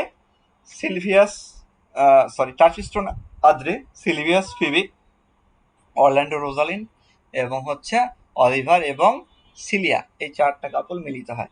তো এরপরে কি হয়, তো মিলনের তাদের বিয়ের শেষে তখন কি হচ্ছে যে জ্যাক্স ডি বয়েস হঠাৎ করে তাদেরকে একটা খবর দেয় যে ডিউক ফ্রেডারিক তার বিশাল সৈন্যবাহিনী নিয়ে এখানে আসতেছিল ফার্স্ট পার্টেনে, ডিউক সিনিয়র পাশাপাশি এদেরকে আক্রমণ করতে, পাশাপাশি সিলিয়াকে খুঁজতে। কিন্তু পথিমধ্যে এই বনের শুরুর দিকেই তাদের একটা সন্ন্যাসীর সাথে দেখা হয়। তো দেখা হওয়ার পরে যখন সন্ন্যাসীর কথাবার্তা শুনে তা ডিউক ফ্রেডারিকের মন পরিবর্তন হয়ে যায়, আমূল পরিবর্তন হয়ে যায়। তখন সে এই আক্রমণ করার যে পরিকল্পনা এটা সে বাদ দেয় এবং নিজের রাজ্য, রাজপাট সবকিছু সে ত্যাগ করে। সে এখন থেকে নির্বাসনেই থাকবে, বনের মধ্যেই থাকবে। সে আর তার যে ভাই ডিউক সিনিয়র তার রাজ্য তাকে ফিরিয়ে দিয়েছে। হ্যাঁ, এই কথা যখন জ্যাক্স ডি বয়েস বলে তখন সবাই অনেক বেশি খুশি, আরো বেশি। তাহলে তো সব সমস্যার সমাধানই হয়ে গেল। লর্ড ডিউক সিনিয়র অনেক বেশি আনন্দিত এবং ঘোষণা করে যে তারা কি প্রাসাদে ফেরার আগেই এই বিয়ের উৎসবটা কি এখানেই সম্পন্ন করবেন, মানে বিয়ে শেষ হবে। তো তো এইভাবে মূলত কি হয়। আর তবে হ্যাঁ, এখানে আরেকটা বিষয়, যে জ্যাক্স যে মিলানকোলিক যে লর্ড, সে তখন বলে যে আমি আর প্রাসাদে ফিরে যাব না, আমি কোথায় থাকবো, আমি এই ফরেস্টটা পার্ডেনেই থেকে যাব, আমি ডিউক ফ্রেডারিকের দলে যোগ দিব, সেখানেই থেকে যাব, আমি আর প্রাসাদে যাব না। তো এইভাবে মূলত এই ড্রামাটা আমাদের শেষ হয়ে যায়, এই কমেডিটা। আর এট লাস্ট ইপিলগটা হচ্ছে এটা রোজালিন্ড বলে, বিষয়টা হচ্ছে এমন, অন্য কিছুই না, সবার তার জন্য দোয়া চায়, আশীর্বাদ চায়, বিষয়টা এমনই। তো ইপিলগ বোঝার আগে আমাদেরকে প্রলগ বোঝা লাগবে। হ্যাঁ, তো প্রলগ হচ্ছে বিগিনিং পার্ট অফ এ বুক, একটা বইয়ের কি প্রারম্ভিক শুরুর যে অংশ সেটাকে প্রলগ বলা হয়, মুখবন্ধ। আর ইপিলগ হচ্ছে এন্ডিং পার্ট অফ এ বুক, যেখানে কিনা কোনো একটা সেন্ট্রাল ক্যারেক্টার আপনার হচ্ছে যে দোয়া চায় বা দেখা যাচ্ছে যে প্রার্থনা করে যে তারা যেন সুখী হয়, এভাবে। তো এই জায়গাতে এই ইপিলগটা দেয় হচ্ছে রোজালিন, সে মঞ্চে আসে এবং দর্শকদের উদ্দেশ্যে বলে যে আমাদেরকে আপনারা আশীর্বাদ করেন, এভাবে যে এটা বলে। তো এই ইপিলগটা রোজালিনকে দেওয়া হয়েছে।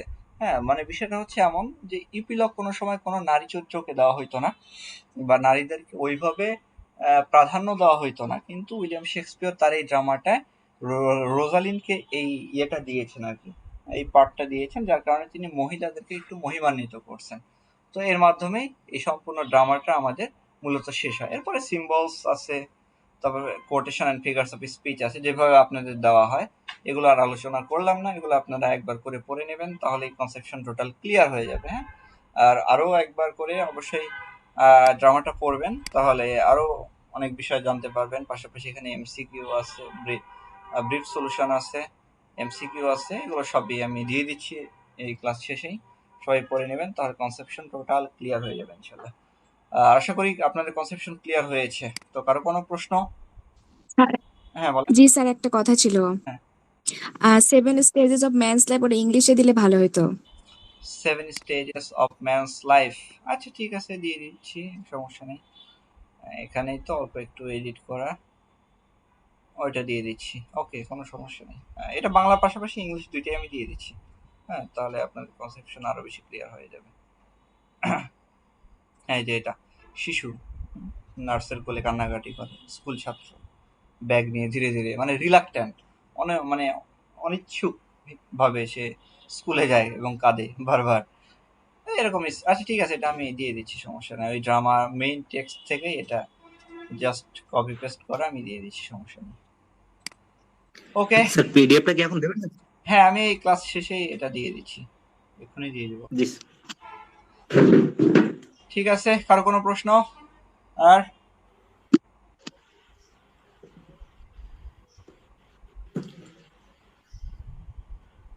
ওকে, প্রশ্ন তো স্যার মনে হচ্ছিল সার্কুলারটা কি দেবেন এই মাসে স্যার? এইটাই তো কোশ্চেন মূলত মাথার ভিতরে ঘোরে।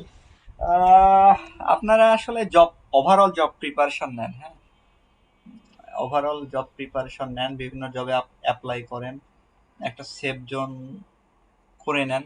এনটিআরসি এ সার্কুলার হইলে এটাতেও জব করবেন অবশ্যই ইনশাল্লাহ। আপাতত মানে এদের যে গতি মানে সুবিধার না, হ্যাঁ, খুব মানে শোচনীয় একটা অবস্থা। কি যখন যা মনে হচ্ছে তখন তাই করতেছে। আপনারা এগুলো মোটামুটি একটু কন্টিনিউ করেন, আর আপনার জব প্রিপারেশন ওভারঅল যে জেনারেল পার্ট, হ্যাঁ, এইটাতে একটু বেশি ফোকাস দেন। এখন আমি বলবো এটাতে একটু বেশি ফোকাস দেন, আপনারা পড়েন ভালো করে। অন্যান্য জব, যে কোনো একটা জব আগে সিকিউর করেন, মানে একটা পজিশন একটা হোল্ড করেন, তারপরে এটা দেখা যাবে। এটা নিয়ে টেনশন করা লাগবে না ইনশাল্লাহ।